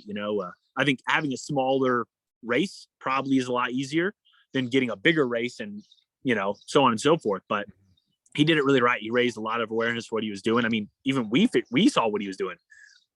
Me, it's like, you just rode past me and you're like, oh, this dude riding. Like, he did it right. So it was really cool seeing what he did, and like everything he was doing it for is cool. And we chatted, talked to police a bit, like got some pictures together, and it was really cool. Cool guy. Yes. And then for the most part, I just went off on my own, kept leapfrogging, and I'd meet up with Brandon and Laura. They'd have like their camp chairs outside, having like a good time, enjoying the sun. It was hot. It was really hot and muggy. So sometimes they'd be in the RV, sometimes they'd be outside chilling, camping a bit. And it was cool. It was a lot of fun. I just pull up, we'd bullshit for a couple minutes and like have some laughs, and then that was the big part, is them being able to take my mind off the bike ride, just being able to have fun with them, like get off the bike and we're all like joking about whatever, like the Johnny Depp and Amber Heard case. Like that was something we talked about, like anything going on, like literally anything. People would come up and ask what we were doing. And then I'd be like, all right, I'm going to go cycle. I'll see you guys in a little bit. And like that kept the positivity and like, I guess the mental strength there of like, I get to focus what I'm doing and I'll relax, focus what I'm doing, relax. And that was a big help for me right there with them being able to take my mind off of the grueling activity that was awaiting for me in 15, 20 minutes. And then that'd be about my breaks, like 15 to 30 minutes. That'd be about my breaks. And I'd get back on for another, 2 to 4 hours. So okay. 2 to 4 hour stretch. Yeah. Now we've broken it up into this. I can like think about it. So yeah, 15, 30-minute break, 2 to 4 hour stretch, repeat that. And yeah. Nice. How many days on the bike? I think it was 24 or 25. Ooh, so about a month. Which wasn't too bad. I projected 21-ish, but I got sick for 2 days. So if you take that off my 25, it puts me at 23. And so I was only 2 days off of like my projected goal, which I feel is pretty good, but yeah. So that's averaging, I suck at math, what, like 150 a day or something? I mean, honestly, I haven't even done it yet, but I feel like I've stepped away from it so much that I haven't done it yet. Even doing it, I'm like, I need to figure this out because I know I'm going to get asked. So yeah, I need to figure it easy. Yeah. Transition between the bike and the run, was that another half day, full day, or did you just jump right into the run, or what was that like? So it was, let's see what happened. It was fun. So my credit card that was paying for the RV got lost, misplaced, and we had to cancel it. I'm busy, obviously, doing things like cycling that I don't realize that the RV is paid for with this credit card. So I call them throughout the deal. I'm like, we had so many things with the RV go wrong. The air conditioning wasn't working. The septic pump wasn't working. And that was because Brandon high centered the RV at one point and broke the septic pump. So that was something that we just didn't tell him. But, things like that where it's like, shoot, man. All right, well, I'll see you in a little bit. Once you get the RV towed out and you fix, like, I'll see you down the road. So, yeah, things like that. But I call him and I'm like, hey, like, I talk to him the whole time because things like this, like, oh, hey, the septic pump isn't working. Where are you? Can we meet you here? I'm like, hey, I'm gonna be a little bit behind schedule. I'm supposed to drop it off on this day. It's not going to be there.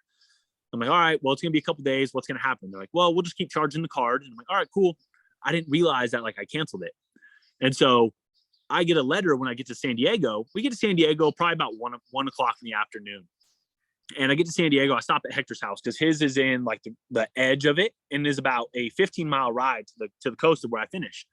And I was like, I really want to be about everybody. So ego-wise, I guess this is where I like make the transition of like becoming a little bit more about the project. Was like, I could finish now and have the rest of the day off, or I can stop at Hector's, wait for everybody to get off work, and then be able to join in the last 15, 16-mile ride. So got everybody together. Like, I forget how many people, 8 to 10 people, or probably like close to 6 or 8 people came out for the ride, came out to Hector's house, like kind of celebrated with us. I took an ice bath at Hector's house. He's got a cool little cold plunge I sunk into a couple times and just recovering and, hung out for a couple hours. And then Hector got off work. Everybody else did. We hopped on our bikes and hit the finish of the bike at probably like 5 or 6 p.m. right at sunset, like great time at Belmont Park. And my thing was kind of wanting to make the transition of, that's where Hector finished his San Diego 200 run. And so I wanted to pick up where he left off. So ended my bike directly where he had his celebration at. And then the RV situation, which is funny why I bring it up, is because I got an email when I'm at Hector's house that the RV is going to be like repossessed because I stopped paying for it. And they're like, you've declined payment for this. So we're going to come get it wherever it is. And we're going to tow it. And we get everything inside of it comes with us. And I'm like, wait, hold on. I call him. I'm like, wait, what is this? Like, yeah, you've declined payment. We've tried running the card. I'm like, that's not declining. That's not me declining. The card has been canceled. Like, this is where, as a company, you go, hey, we've tried running the card a couple times. Do you have another card we could process this on? I'm like, oh yeah, sure. Sorry. Like, I've never refused it. And so I'm like, you know what? The tires popped. They popped the tire when we were coming over the mountain pass there. And so they were supposed to come fix the tire for us too, and they never showed up. They didn't call us back for like a day.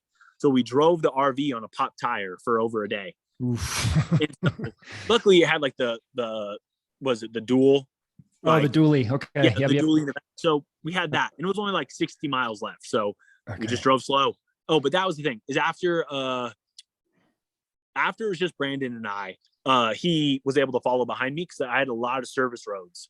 So on the highway, no, but when we hit the service roads, he would just follow behind me. So that was really nice. It was a very, very comforting. Yeah, until the part he told me he almost ran me over because he was on his phone. So he was like, I was close to running you over. I was on my phone, and I was like, awesome, man. Dude, so don't tell me that. I don't even want to know. Yeah, he's so happy that I almost died because you were on your phone. Wow. You know, so it was just a lot of crazy stuff going on like that. Let's see. So yeah, basically I was like, you know what? You guys want your RV back? I'm going to return it. Returned it with a broken pump or a broken sewage tank. So that's why I was pooping on the side of the highways, basically. So broken sewage tank, broken AC, and a pop tire. And I returned it like that. I was like, if you guys want your RV back so bad, like, you can have it. And so switched out to a smaller van. And that's why we got started a little later. Got started at like 10 or 11 a.m. on the next day. Okay. So able to rest, get our sleep. Sunk into the cold plunge a couple more times to kind of get my body back to normal, and then hit off on the run. Okay. And just started putting in as many hours as possible, run until 11 at night. And then that was when we hit Camp Pendleton, where I couldn't go through at night. And I could have, but I would have dragged everybody out of bed till 6 a.m. So I was like, I'll come back in the morning. We can do this in daylight. So So from there on, I started putting in as many miles as I could. Yeah. And most of this is running on roads, right? All of it. There was maybe around Half Moon Bay, I believe, just around Half Moon Bay, I hit a trail for probably a mile. The rest is on roads. Yep. So yikes. I did a video of it. I'm like, we found a trail. It was on accident. And we went extremely slow because it was a cliff right next to the ocean, like a straight drop off, probably around 3 a.m. Okay. And so it was like, this is not the time to be on a trail. So other than that, all pavement. And how long did it take to run 600 miles? I think it came out to 18 or 19 days. Dang. Okay. I can't remember. Something like that. Wow. 15, something like that. Yeah. And then, yeah, man, I saw videos of popping massive blisters, you on crutches. Like it looked like a pretty damn painful run. Yeah. I always said I'd start out slow. Obviously, like, I'm not used to running. I maybe walked a couple hundred steps a day throughout the whole process. I had hardly ever walked. Like RV bike, sometimes into a store to grab a drink, like hardly walked. And so, I'm not used to it. So I was like, all right, I'm going to start off super slow and I'll work into this. And obviously I'm all the hype, all the energy with people, like, several people running with me. I was like, I just got hyped up. So I started running the first day, and that was probably the worst thing I could have done. I think we hit 37 the first day. And then I can't remember. I had to look at my phone when I hit the second day, but again, another like anywhere from 35 to 45 the second day. And then I had to look at my phone again. The third day, I think, I can't remember. I got about 100-ish miles in before my foot really like blew up. I remember my foot, the one step I took, and just felt the whole bottom of my foot just blow up into a bubble. And it was that hot spot of exactly where the blister was hitting, or the cleat was hitting. It just blew up, and I had some really thick calluses on my feet. And so we tried getting a sewing needle and going through it. Couldn't get through. I couldn't go deep enough with it without worrying about stabbing my actual foot. Okay. And so had a really big pocket knife, had a really thick like hunting pocket knife. Tried like stabbing and cutting off it. Couldn't break through the callus. So I had a blister on the arch of my foot.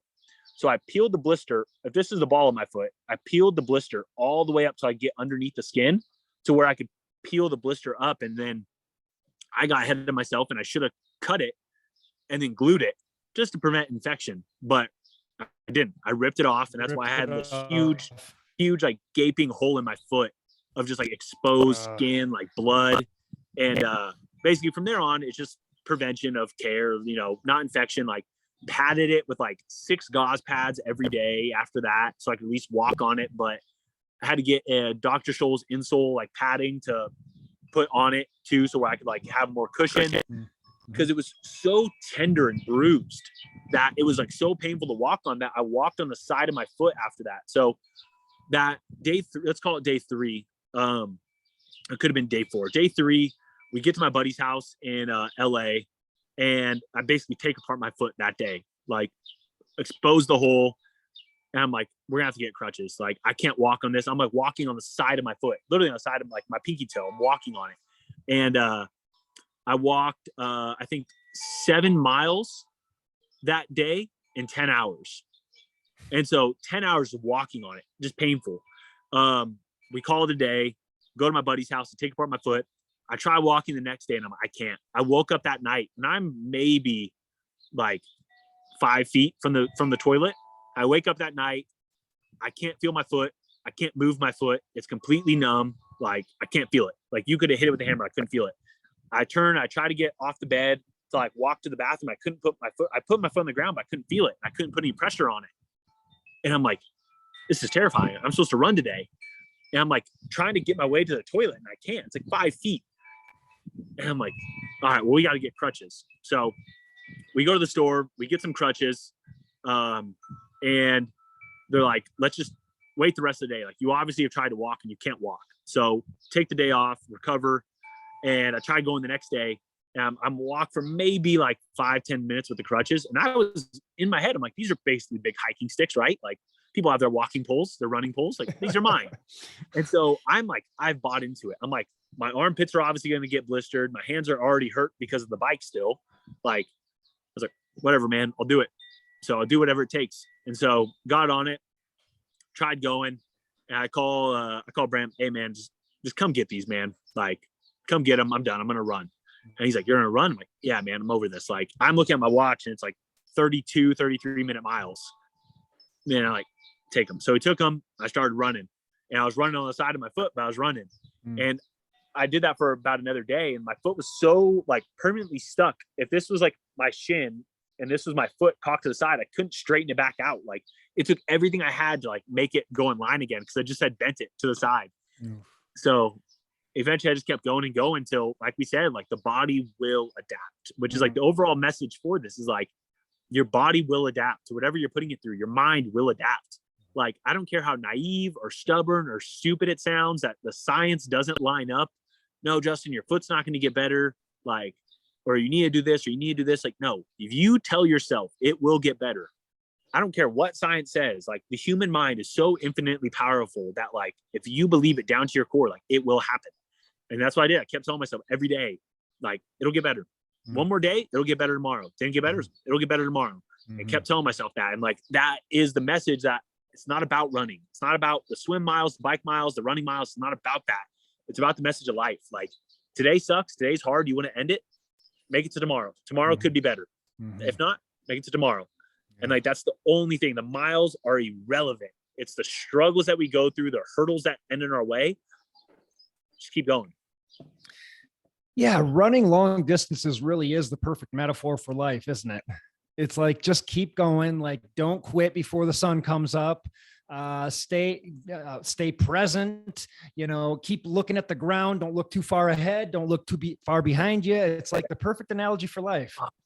Like, thinking that I had at that point, you know, like, I had 480 something miles left. Yeah, and if you look too far ahead, you'll totally just screw yourself. Oh, I was like, I'm never going to make this. Yeah. I'm never going to make this. Like, in my head, like, there's just no way. When do we call it an end?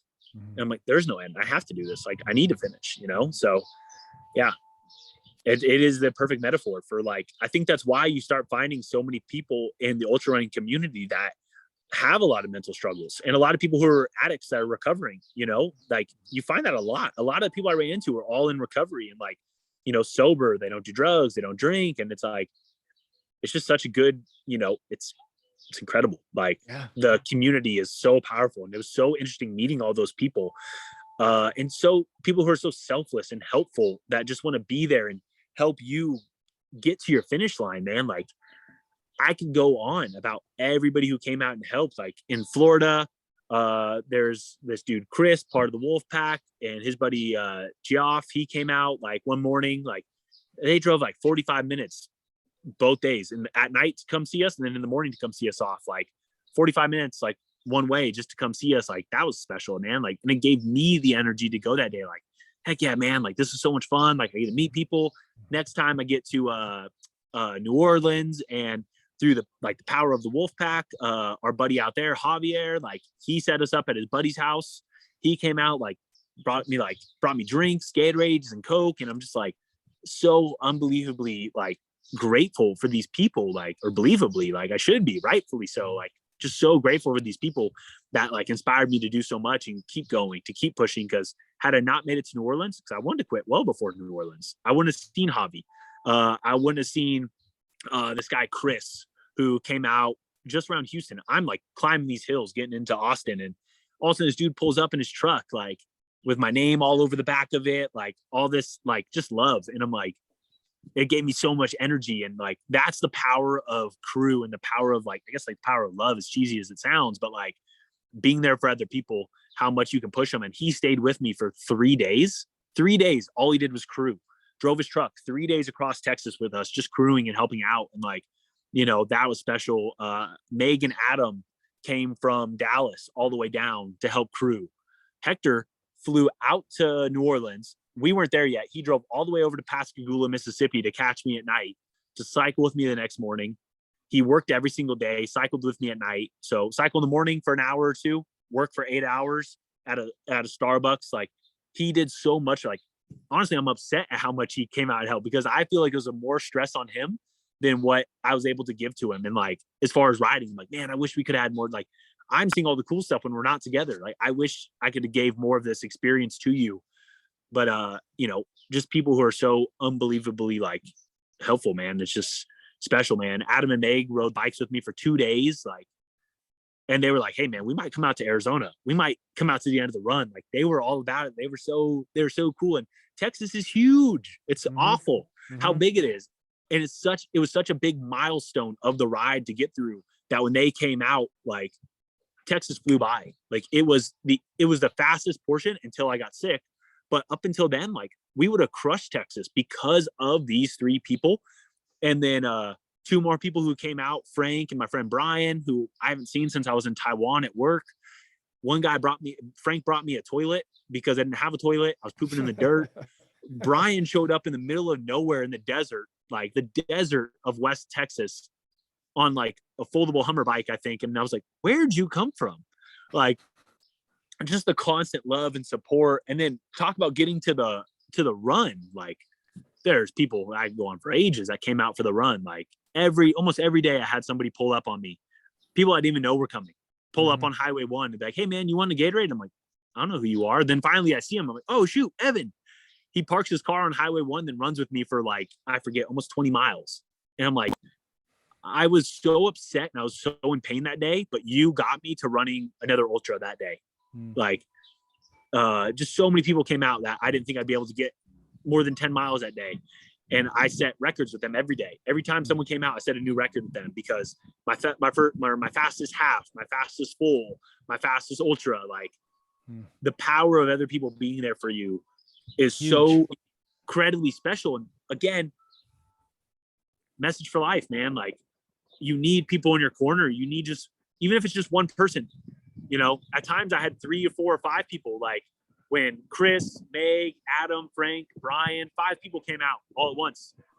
Or if you have just one person, you know, like you just need someone there for you. Like you just have one person there for you. Like, man, it changes your mental strength so much that we just need one person there for us. And that's what I want people to take away from this on the outside. Like, look at the days that I was alone, and I'm like a pretty strong, like mentally tough person that we're like, I don't need people to help bring me up, but I do. As much as I want to say I don't, and as much as we all want to say we don't need anybody, the proof is in the pudding. Like when I had somebody else there, oh, we crushed it. And it's because like, that's just life, man. If we have somebody there riding with us when we're in our low points, like they'll bring us out of it, you know, and we should do the same for others. So yeah, man. Yeah. That's where I guess the why comes in. The why is like, I just having those special moments. And those are the things I want people to take away from it. You know, not me pushing through it, you know, like that's cool, but like that's special. Yeah.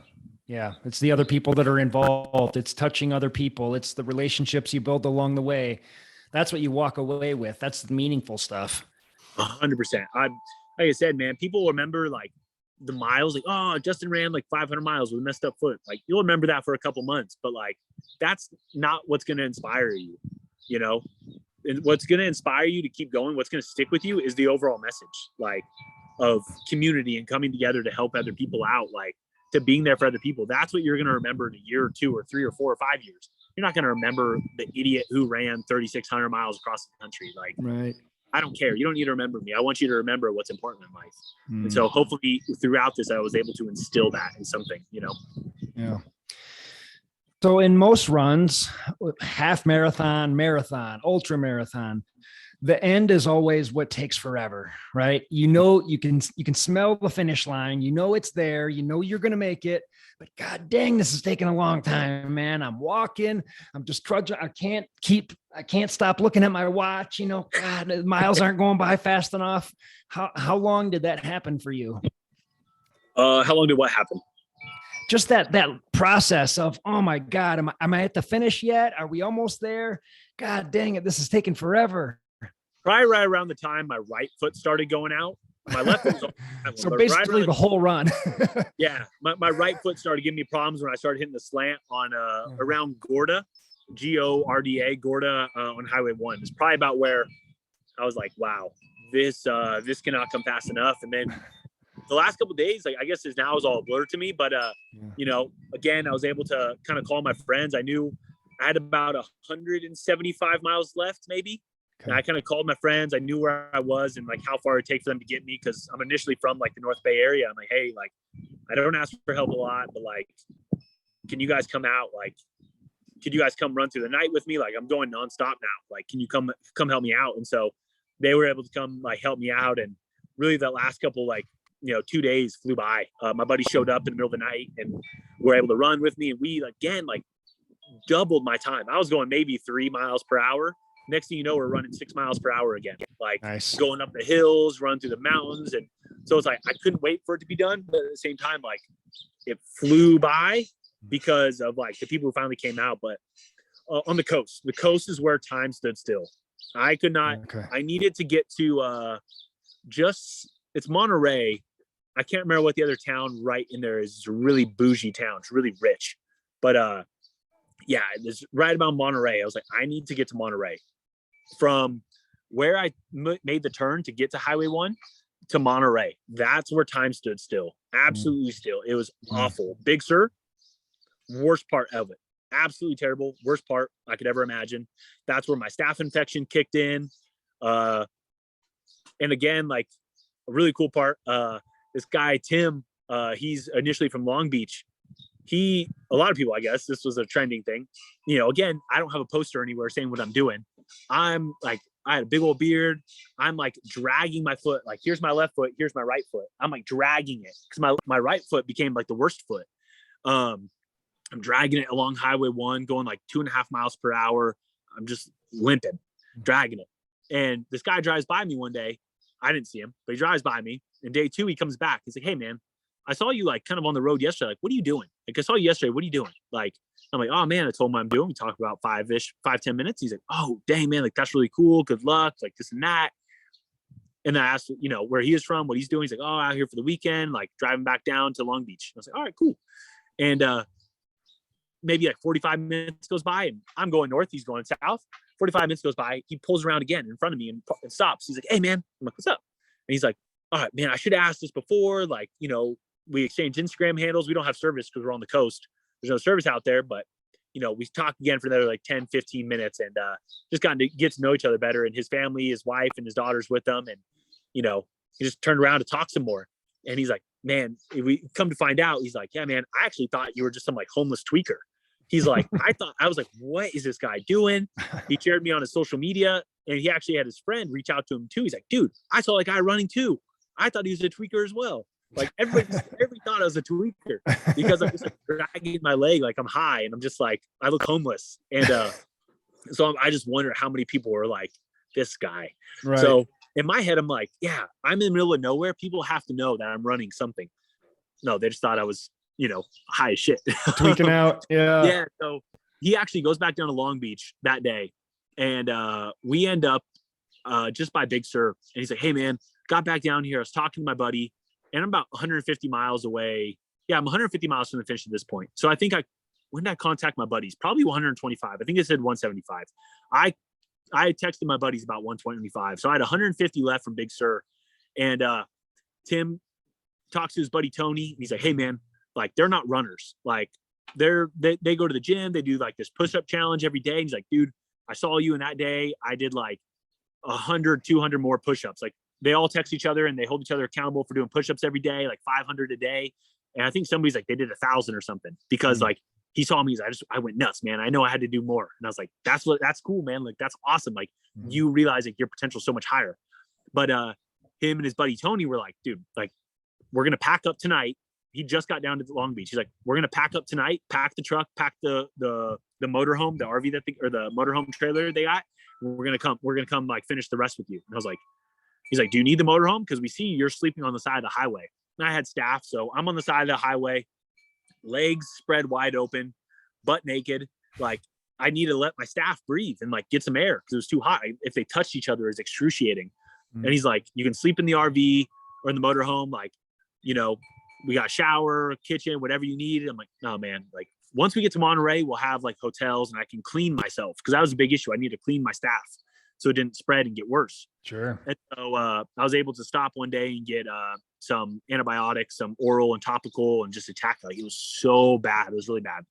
So him and Tony drive up. They get there at 4 a.m. Like I said, they're not runners, man. Like 4 a.m. They meet us in Big Sur and we start running that next morning. Both of them, 27 miles on day one, 27 miles on day two. Like day two, they texted me and they were like, hey man, we know we're not going to finish the miles with you today. Cause I hit 50. So I had to run with them till a certain point where I'm like, I need to keep going so we can get to the end on time. But like, you guys keep crushing it. He's like, all right, man, we're just going to keep going until we get our ultra. And I was like, hey man, anything over 26.2 is your ultra. I don't care what anybody says.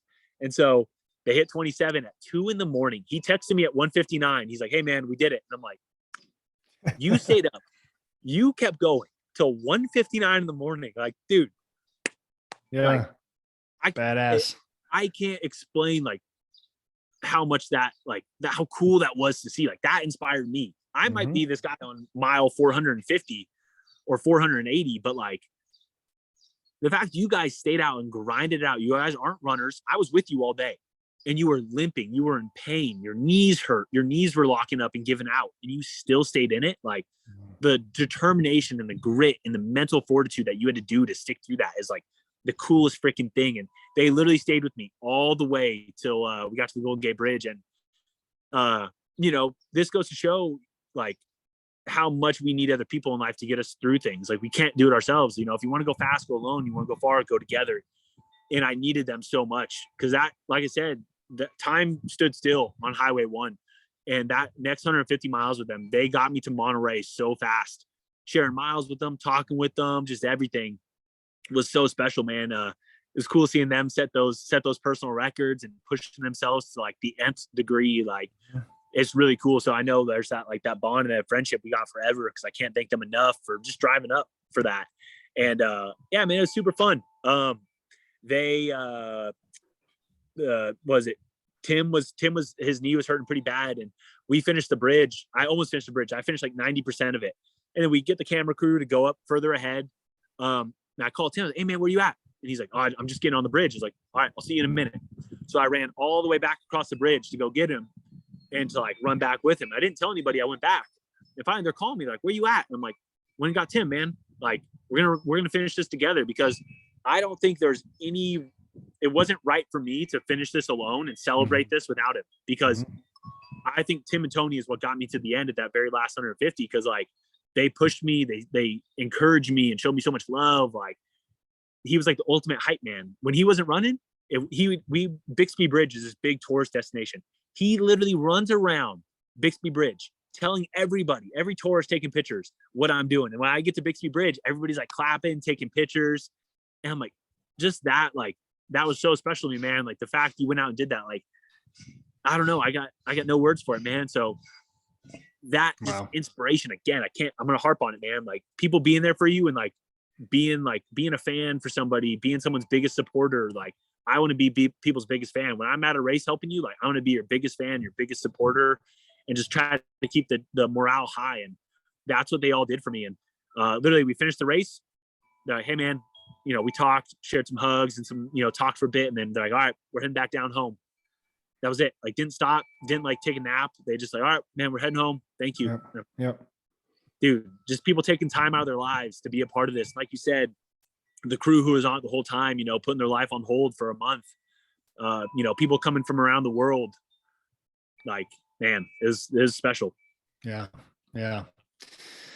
Listen, bro, I gotta go to work, so I hate to cut this short. I gotta leave in like a couple minutes, and I know you said that the finish line was sort of anticlimactic, but you were able to finish with some friends, and there were some special moments there. Anything else you want to add about the finish line? Just wrapping up this whole thing that you planned for well over a year, right? Yeah. Oh, yeah. Well, almost 2 years. So it wasn't all that I expected, which was kind of weird. But there's days where my foot would hurt, and I'd picture how the end would play out. My like kind of like dad, my father figure in life, who took me in, and my other mom. I had my mom, and I had my other mom. They were there, and there was no question about it. I knew he would be the first person. I knew he'd be front and center. Anybody, he's a really big guy. He's I think he benches like 500 pounds. He's a really big guy. So nobody's going to fight for him for the middle spot, but like I knew in my head, he was going to be the first person there. And I couldn't even see, it was like this blur. I was running so fast. Like, I think I easily clocked like 6-minute miles running across the bridge. And to the point I had to stop a couple times so the crew could catch up. Everybody could catch up. And so I had my glasses on. I couldn't even see him, but I just saw this figure, exactly what he was wearing. I knew it 300-400 miles back, what he was wearing. I knew it to a T, what he was going to be wearing, what he was going to be standing right there. I was going to run straight into his arms. And like, just, I thought I was going to like fall apart, but yeah, it was just, and I knew exactly, I think that was the thing. It was so anticlimactic because I had been there 1,000 times. I'd been there 1,000,000 times in my head. When my foot started hurting, I'd picture this moment of crossing that bridge and not letting him down and being there. And just, you know, like I'd be on the side of the highway and just, I'd start yelling. And I'd start yelling at myself, like, come on, let's go. And like, my foot's hurting, both my feet, the staff is hurting. And I'm just one foot running. And I start sprinting. And like, I'm probably looking like a psychopath on the side of this highway. I'm running head on with cars, so cars can see me, see my like emotion, my yelling. Just all of a sudden I had to stop. I'm like, all right, I need to breathe, man. Like I'd almost have like my eyes get watery because I'm intense, man. There's no doubt about it. People are like, man, you're like a really intense person when you do things. I'm like, I'm so passionate about it. Like I don't do anything with mediocrity. Like I put everything I have into this because I believe in it 100%. And like, I want to fight to get that moment. And like, there's so many times where I want to give up and I would just picture that moment. And I mean, I say a lot of things. It's so dynamic. There's so many dynamics to it of what kept me going. That was a really special thing that I wanted that moment with him and, you know, with everybody. And so, yeah, I lived that moment 1,000,000 times in my head. I cried about that moment on the road, just waiting for it. So when I got there, I'd already been there. All I wanted to do was leave. And I'm really bummed about that. I wish I would have got pictures. There's no finish line picture with everybody or with him. Like, I'll always regret that. I'll always be upset at myself for not getting that. And so that's where I think like the end message is like, just take your time, man. Like take as many pictures as you can along the way, because you're not going to be able to relive those moments or be there with those people, and just celebrate the people you're with. And so it was really special being able to sit down with people after that and just share time with them. And that's what it was all about. Just slowing down life and being able to celebrate it with people. So yeah, it was very anticlimactic, but at the same time, like I'm never going to forget it. Yeah, so of course not. Maybe Never. It wasn't anything else. I think that was the part is where, like we said, like the ego gets you to the start, gets you to toe the line, but it's that intrinsic value or the extrinsic value that gets you to cross it. And at that point, my ego had disappeared. Like the ego part of me would have been like, yeah, I did it. But it was like, nah, man, we did it. Like we're here as a family, man. Like not one person is going to cross that finish line alone. Like I'm not going to yeah. So it's about family, man. It's about everybody coming together, and it's just special. So yeah, dude. So cool. So cool. Yeah. Well, listen, people still able to donate to Bigger Than the Trail throughout, or how does this work at this point? I know there's talks of a movie coming out, but we don't know for sure how it's all going to shake out, but can people still donate? Yeah. So I still have my website up where people can donate to that and kind of, help get, the funds going for everything. And then also Bigger Than the Trail, I'll still have the link on my page for that where people can donate to. And again, like the beautiful part about that is a lot of people reached out to me with a lot of heavy stuff, things that they're going through and thinking about, suicidal tendencies and whatnot, or suicidal ideations. But they can reach out to Bigger Than the Trail. And that's where I can be that funnel and that segue to, hey, we need that one person. If I can be that one person for you, beautiful. Keep talking to me. I'm always going to reply. I'm always going to be there. I'll give my number out probably to meet more people than I should, but I'm always going to be there for somebody. I'd rather people call me and harass my number than take their own lives. So I mean, harassing in like the kind way. But for things I can't handle professionally, that's where I always want to be like, hey, we can be friends and talk to me. I'm always going to be there, be your biggest supporter and biggest fan, but Bigger Than the Trail can actually give you that professional help and 3 months free. Like, you don't have to worry about the stress of finances. I actually just contacted them for my own, personal well-being because I'm not doing it right now, it's a big step. I used to go to therapy. It's expensive in the States. So I stopped doing it, especially when I started getting ready for this. I needed to save money. So I stopped and I just contacted them last week when I was going through a lot of stuff and reached back out and started therapy again with them myself. And so that's where, 3 months for free, try it out, see how you feel. Like, I know it'll help, if not, you didn't lose anything, Yep. You only gain something. So why not? So that's why I really want to help raise money for them to be able to afford to be able to give people therapy for free. Yeah. Yeah. Hell yeah. I love it, dude. I'm late for work. I got to roll, dude. Justin True, you're a badass. You're a beautiful soul. Just keep doing what you're doing, man. Keep inspiring people. Keep turning people on to doing crazy things and helping people with their mental health. I love it. I'm all about it, man. Thank you, man. I appreciate you a lot. I appreciate you being having me on here, just be able to share some of this. And yeah, man, always good talking to you. Anytime. It's always a pleasure to sit here and listen to the stories, man. I could do this all day, but I got to roll. Likewise. All right. Thanks, brother. Stay in touch. I'll talk to you soon. Okay. Bye. Later.